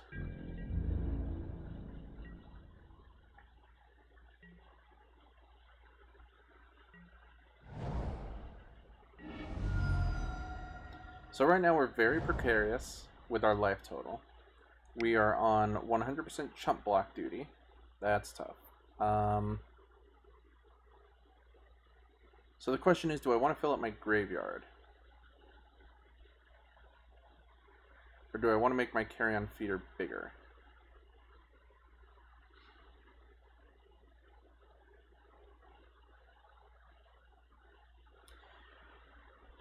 Let's think this through. What can we dump into our graveyard that matters? Because we're going to lose our entire board right here. We're going to have to block the Tarmogoyf. Increasing the size of our carrion feeder doesn't help with that. Oh, we can't activate this anyways. Never mind. That's actually a lot easier of a decision. Sure. Just get a counter on it.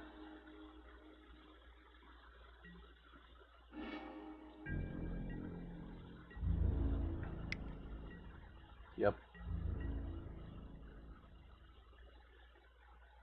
Wait, what? Oh no, I skipped past. Gah. Well, that's just a misclick on my end. Or a mistap on the OK button. But that's okay. We can manage. 2 more Wismares to just have maximum amount of them. Neonates. I'm sorry, I just cannot find... So I'm going to pull a Mary Kondo. This does not bring me joy. It just does. It does things. It does good things very well. But it does not bring me joy. So, off with you. I would love to play first. Oh no. Nope. Mulliganing this. Okay, so I do want to talk about this opening hand though.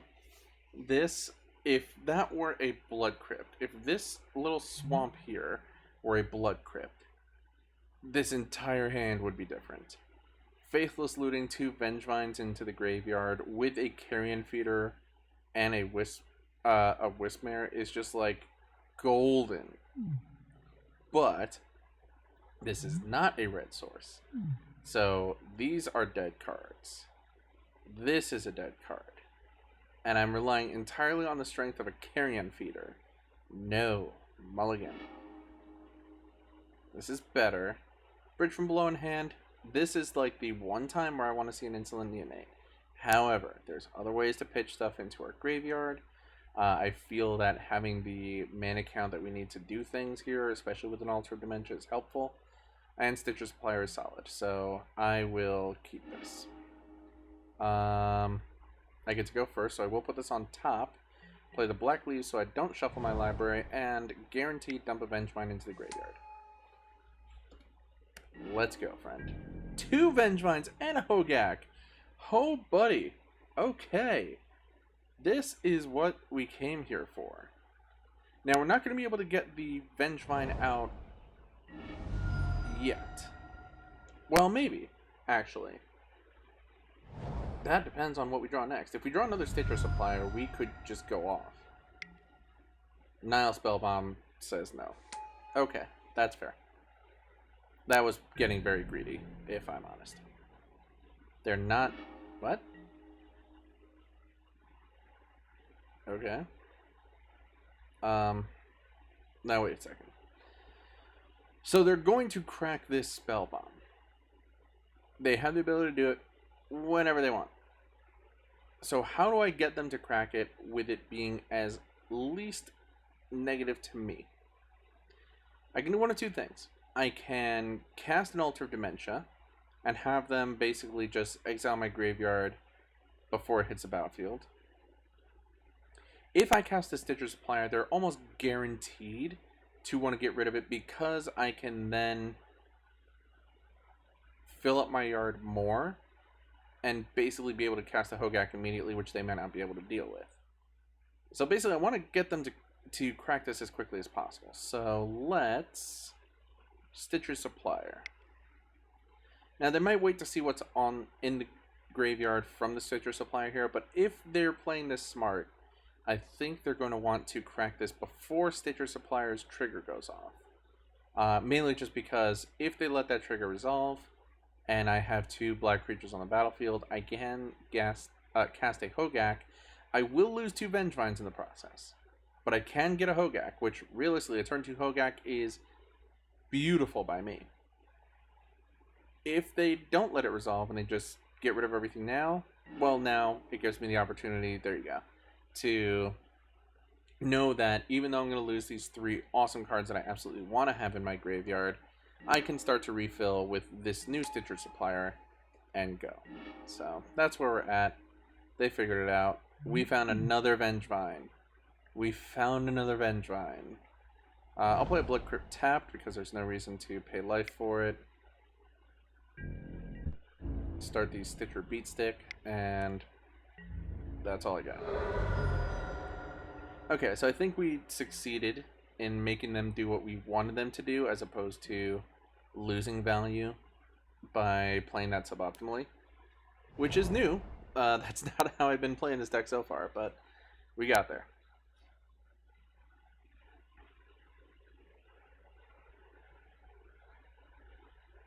Okay.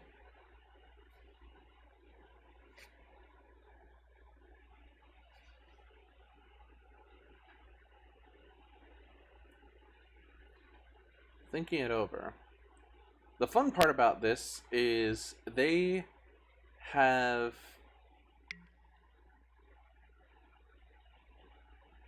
Okay, do you want to put my Bridge from Below in my graveyard for me? That'd be really cool, actually. Alright, so Black Leaves coming in, and I'm going to be able to Faithless Looting. So Bridge from Below is going into my yard soon. I do want to find a... What? What? Wait, what? Why? What in the world just happened? I am so confused. Okay, I need to stop for a second. Why did they Thoughtseize us when they knew we had a Bridge from Below? The only thing I could think of is they want that Bridge from Below in our graveyard because they're about to deal with it. How are they going to do that? They can do that with a Ravenous Trap. So... or a Surgical. Are they just waiting for the moment to Surgical away The bridge? Well, because if that's the case, then I'll give them the reason. Silent Gravestone. Cool. I'm very confused right now. But you know what? We'll run with it. Beat sticks. I would have loved to cast a Faithless Looting there, but their move for Thought Seizing my bridge from below away is just stammering to me. Like, I have no way to get that into my graveyard without their help. Why would they do that? Okay. God, I love seeing all the new Modern Horizons cards.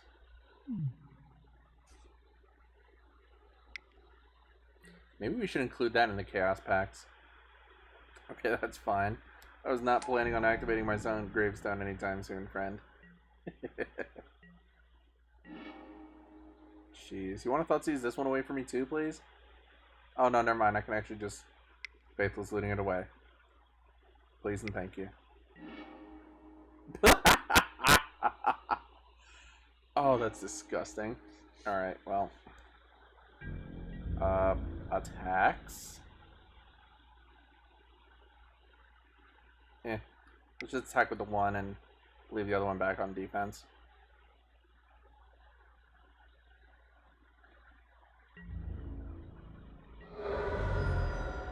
Yeah.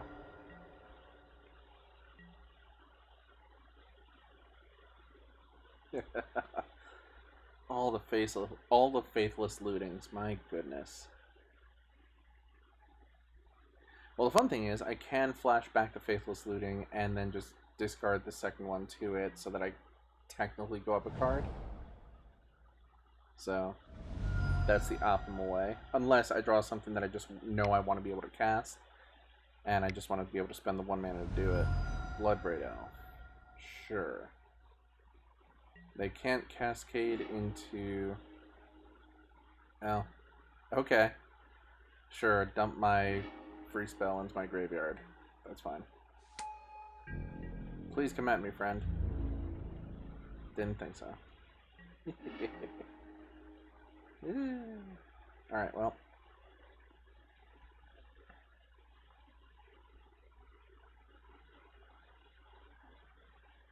Yeah.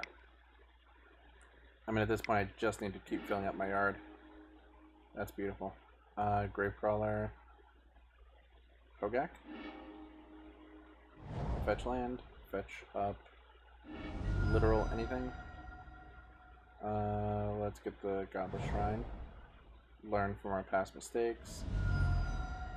So I can get rid of Black Leaves, Altar, 3, 4. I'll have to get rid of a real card, but you know what? I'm okay with that.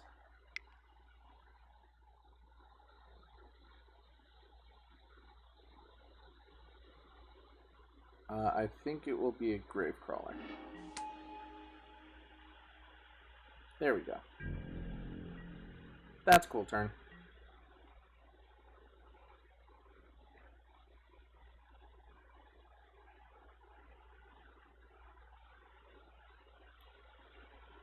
Okay. Oh, you know what? That is a thing I could have done. Cast a Gravecrawler and use it to convoke. Yeah, totally could do that. And feel free to tick up the punt meter, because that is a significantly better line than what I just did. Thank you, Pandazed. I will do better next time. That is effectively the promise that I can always make. I will make dumb mistakes, but I will promise to do better next time.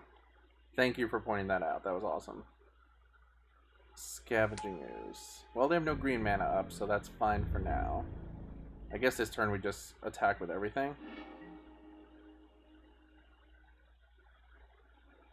Yeah.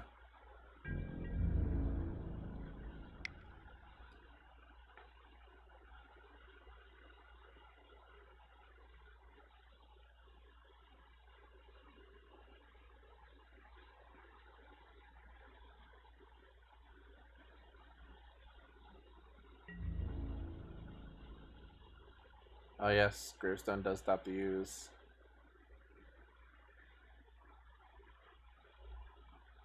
Pandaze, you are much more on top of your game than I am right now.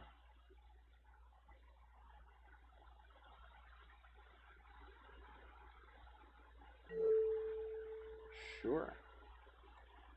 Let's get the Bloodbraid Elf out of the way first, I guess.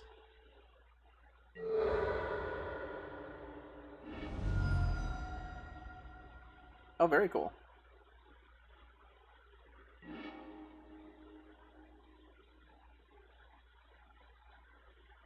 Planning on playing in a GP this weekend.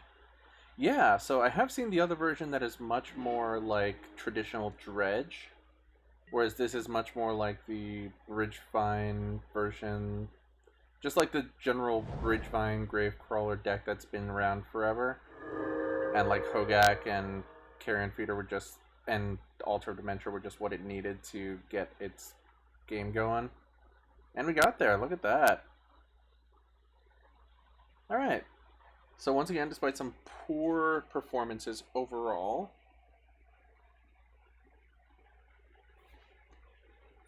oh, okay. I would love to see what deck list that you're currently playing with, just to get an idea.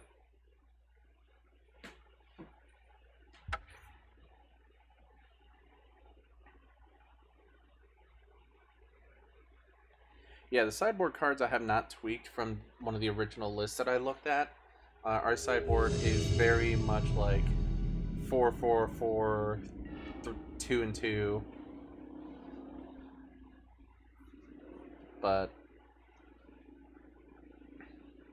I mean the metagame is slowly starting to settle right now, I think, but I feel like there's still going to be a lot of variation out there with people messing around with different builds.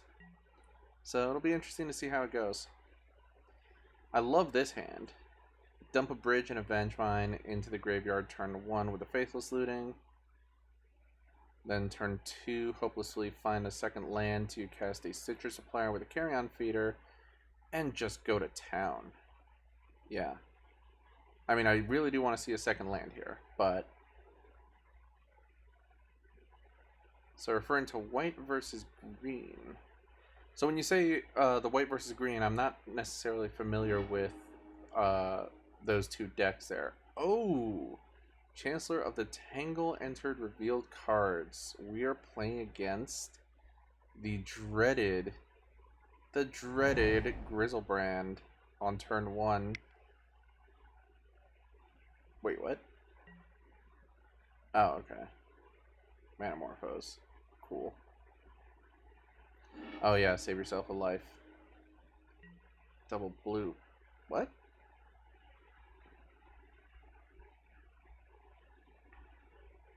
What are we playing against?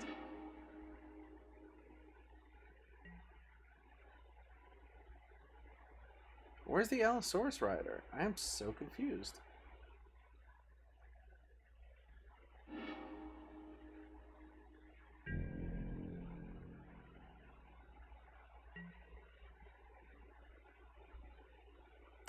Oh, okay, I could see that. So white being the splash color here for the Wismares, green for trophies. Yeah, I did think a lot about trying to find a way to be able to cast a Vengevine, because it is terrible in this version of the deck, the white version, where you just have no way to ever cast a Vengevine that's in your hand, and if you don't have a way to dump it, then it's just the literal worst. But well, we got the land that we want, so let's get our Faithless Looting on and see where we go.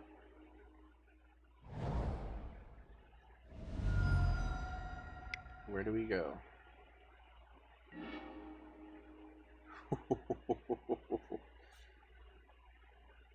Okay. I believe the correct play here, and the meme play here, especially for the meme that we were using to plug the stream tonight, is very much stick as many Bridge from Belows in your graveyard as humanly possible. So that's what I'm going to do. 2 Bridge from Belows, turn 1. Let's Stitcher Supplier and Carrion Feeder Stitcher Supplier revealing 2 more Bridge from Belows on turn 2. Please. And thank you. So I'm assuming this is the Allosaurus Rider deck, and trying to power out Grizzlebrand, and they were just looking for the piece that they were missing, I guess? Now see, if I put out the Bridgevine, I could have gotten it back guaranteed, but I still like Stitcher Supplier with a carry-on feeder, so let's get our lands out and just kind of prep, get ready.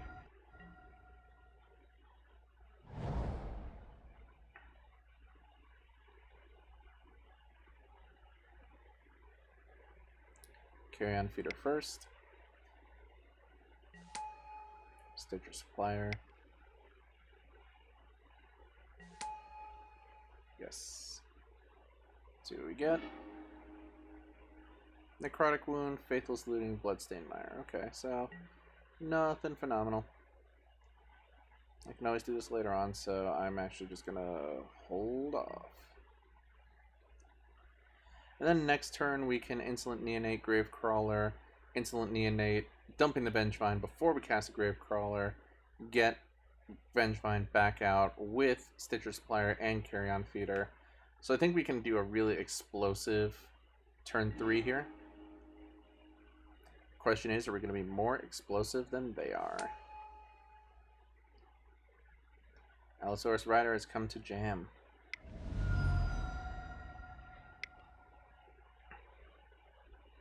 So Pandazed, I would love to hear some of your thoughts on some of my sequencing as we're going through this. Like, for example, I would love to hear if you would have dumped the Vengevine into the graveyard first over the 2 Bridge from Belows, or if you would have led with an Insolent Neonate to jump the Vengevine into the yard after having dumped the Bridge from Belows.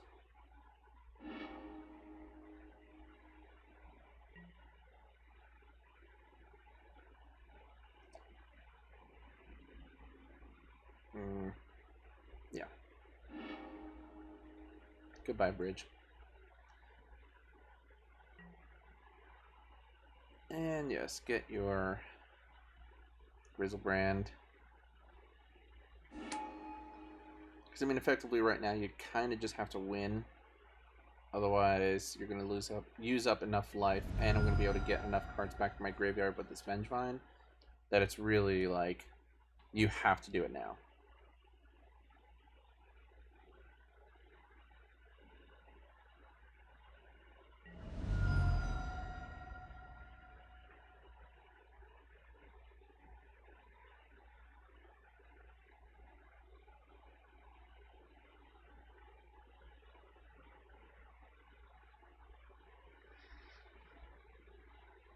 Okay, so you think you would have thrown in the Vengevine at every point in their deck it matters. Yeah, you are absolutely right. I will also admit this is my first time playing against this Grizzlebrand Neoform deck. So, I mean, I've heard quite a good amount about it. Could I have? Oh, shoot, I didn't even see that there was a Hogaak in there. Oh, yeah, I absolutely could have cast that last turn. That's gross. Life goes on. Sure. Draw some more. Yeah, that Hogaak was just a blind miss from me. I did not even see that go into the graveyard. I think I was more concerned about sequencing out the Vengevines to be able to attack on next turn. And that was my bad.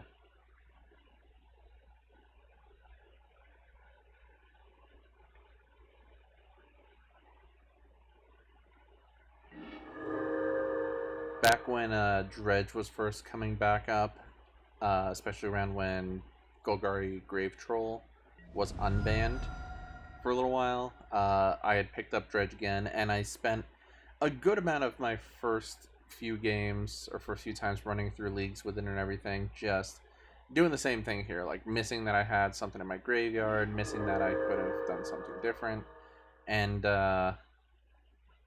yeah, these kind of decks, I think I just kind of have to run myself through the paces to figure out how often I'm I'm missing something and just where I need to be looking at all times during the turn, because so many times with this deck, you miss one thing and just like your sequencing goes off a little bit and you lose so much. You know, like right there, I just had an 8-power creature on the battlefield. If I had just realized, oh yeah, there's a Hogaak that just got dumped in your yard that was around the other things that you were trying to sequence around. So, these kind of decks are very rewarding in that respect. Like, I really love that kind of intricacy and sequencing. Like, you know, that's one of the reasons why I love playing Amulet Titan so often.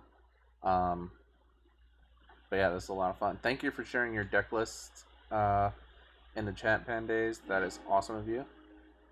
I'm definitely going to take a look at those in a bit.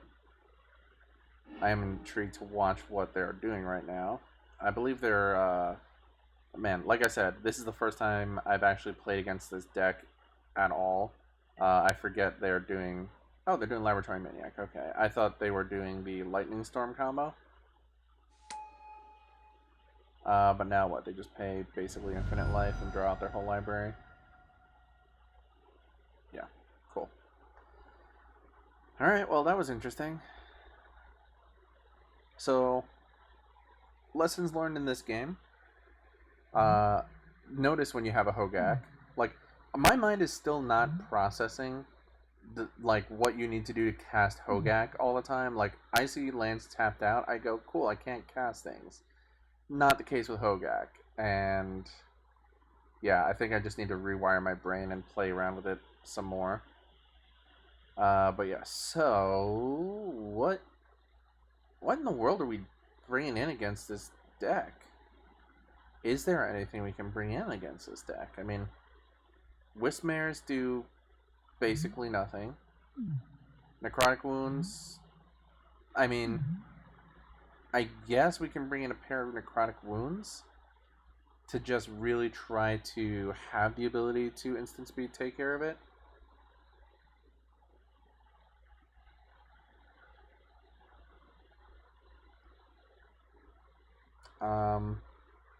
No real artifact shenanigans. Don't really care as much about protecting our cards. They don't use our graveyard. Yeah, I'm actually just going to take in a couple of Necrotic Wounds.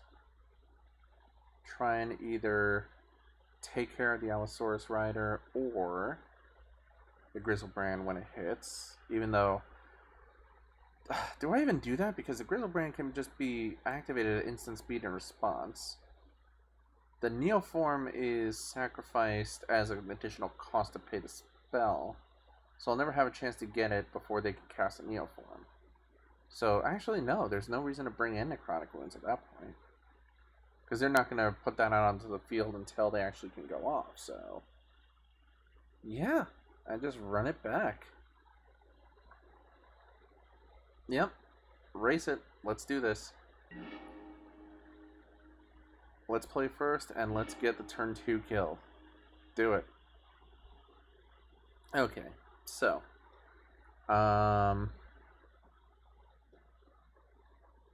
Neonate, Gravecrawler. I mean, we can dump a bridge from below into the graveyard with our Neonate, get a zombie back. That'll allow us to cast our Gravecrawler from the yard later. I don't know if this is worthwhile to keep. Because, like, this does things, and in a match where I know I have 3 or 4 turns to kind of put myself in the position and, like, navigate around what my opponent is doing, then I would probably keep this hand. But I feel like if that Insolent Neonate were Faithless Looting, I would snap keep this. But because it's not, I don't know if I do.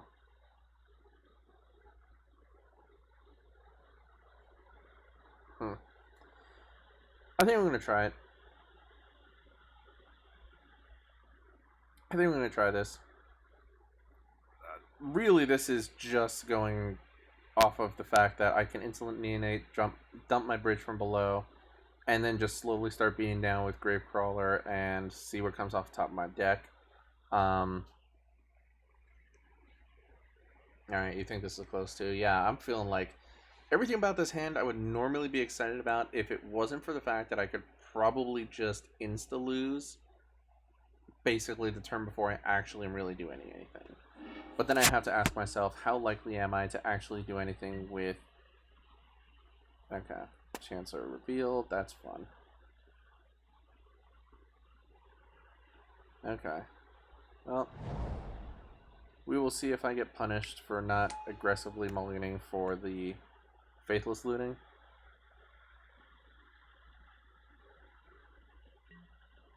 Yep. I mean, realistically, I could just be auto-dead here. Yeah, I would have loved to see a Stitcher Supplier there. Summoner's Pact. Oh, they're going for it. They're just... They know as well as I do that this entirely comes down to just get it and go.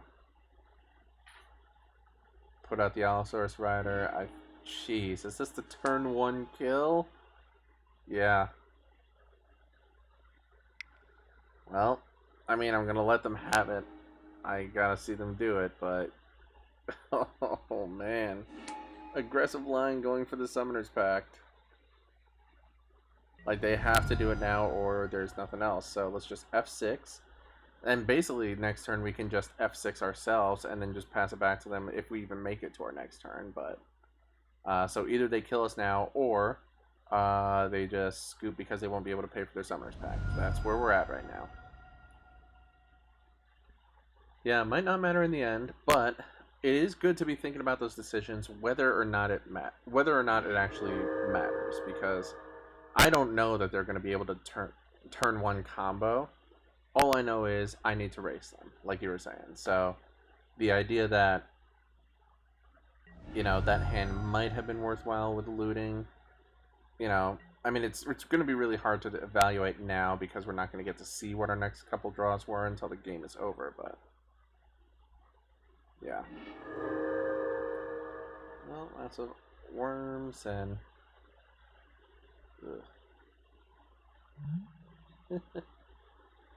Ridiculous.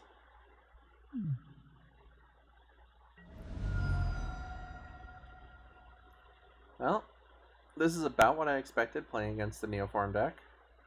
I was actually surprised because I've not seen this deck in all the matches I've been playing lately since Horizons came out. And I think that's just because so many people were trying other things that, you know, this kind of deck was a little bit more glass cannon-y, especially without the London Mulligan. But now that London Mulligan is coming up soon, I guess everybody's trying to get their reps in before it gets completely bonkers.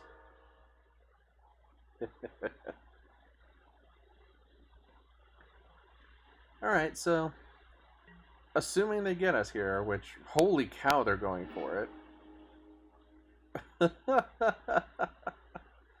They are going. Yeah, I'm pretty sure they got it. They just have so many ways to gain life that I'm pretty sure there's no way they can't just kill us here. 3 Simian Spirit Guides. Are they going to go with the... Wait, actually, let me turn off my auto yields. Because if they cast Lightning Storm and I can redirect this back to them with the 2 lands I have in hand, that would just be bloody hysterical.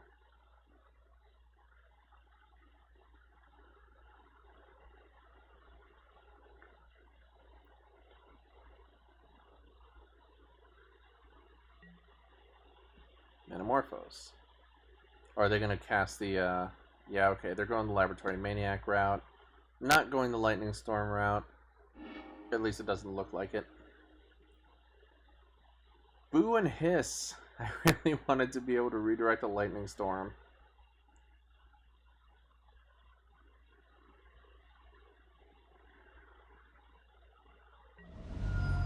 Gotta love that fun interactive magic. So they have 8 cards left in their library. If they don't have it here... Like, right now, we're literally just playing to the outs of their Laboratory Maniac is in their last card of their library, which it's clearly not. So, well done, opponent.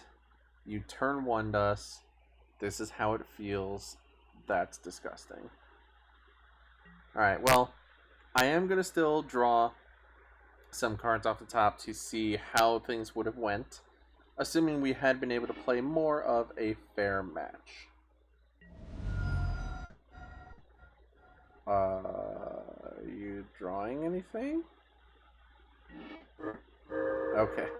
I was gonna say, tell me they found a way to get there and then just didn't draw it. Oh man. Alright, well we finished the league at 3-2. We're fighting for the 4-1, but Neoform had something to say about that. Oh no, wait. Oh, there we go, return the game, okay. Okay, so Neoform had something to say against our 4-1. Yeah, I like the random wait in the chat, because he had the same moment that I did when they were at 4 life.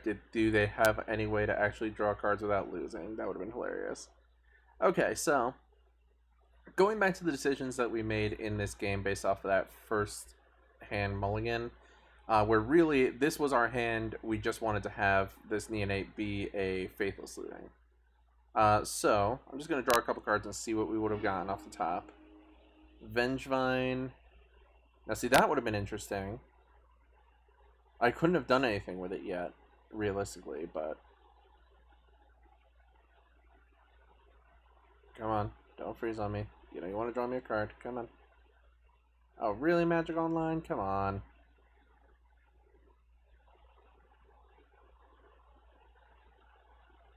Boo. Okay, so... Apparently Magic Online doesn't like us indulging in seeing the rest of our library. Which, to be fair, this isn't how we should be evaluating what our decision was. This is more just my morbid curiosity on if I had had a chance to play this game out, would my next draw have made me feel like I could be in it? And realistically, it wouldn't have. Vengevine, off the top there, is not ideal for this hand, because I don't have the ability to cast a second creature, and I would have been more on the Bridge from Below plan anyways. So, not the ideal there. But we learned, again, that's the whole part of doing this. You know, for the second league I've played with this deck, and only like the 15th game or match I've played with the deck, I feel that I'm starting to be okay with it. But we got a modern point. We got play points back to run into another league. So we're keeping it going, and we got a treasure chest. So let's go see what we open up in the chest, and then that'll be it for the night. Before we crack open the chest, I do want to do a little plugging for some of Team Collective Effort's content that we're producing. We're relatively new to the Magic content producing game, and we're trying to really start digging in and really get at it. So I'd like to remind you all that you can like us on facebook.com/mtgteamce. You can like us on Twitter, or you can follow us on Twitter and Instagram at mtgteamce for Team Collective Effort. If you follow us on Twitch, follow our channel right now, and you will be automatically entered into a giveaway for some free Chaos Draft sets that every member of the team will be putting together. So me, Dalton, Brian, and Will be putting together 3 packs each for a lucky follower on our Twitch channel once we hit 50 followers, because we're really trying to hit affiliate. So give us a follow. I see we have jumped up a few followers today. Thank you everybody who followed. I don't believe I caught everybody. Just a quick check-in. Goober1501, Pandazed, and King Mudkips 701. Thank you all for the follow. Really appreciate you. And you are all, of course, entered to win some free Chaos packs for a Chaos Draft at some point. And, you know, we may have purposely left some space in there so that we might be able to try and Chaos Draft with you. But with that, also make sure to check out the Day 3 podcast. We're available at anchor.fm/mtgteamce. Or you can search for the Day 3 podcast wherever you get your podcasts. Apple Podcasts, Spotify, Google Play, Stitcher Radio, Overcast, a couple of different platforms. We are trying to get all over the place so that you can hear our content wherever you want to hear it. This week we were talking about some really awesome ways to interact with and study deck lists, of which I will absolutely be applying to the deck lists that Pandazed put into the chat tonight. So thank you for your participation in the chat, Pandazed. And with that, let's crack open this treasure chest and see what we get. Yes, and drumroll, please. Ho ho ho ho ho! Alt art to Fairy, and a Battle of Wits for all the jank, and a few play points. But really, got there. Teferi Time Raveler, the bane of basically every format's existence. We actually go pretty in, well, not pretty in depth, but we definitely touch on Teferi and its format warping ways on this week's episode of the Day 3 podcast. So definitely check that out. With that, thank you all so much for coming out and checking out the stream tonight.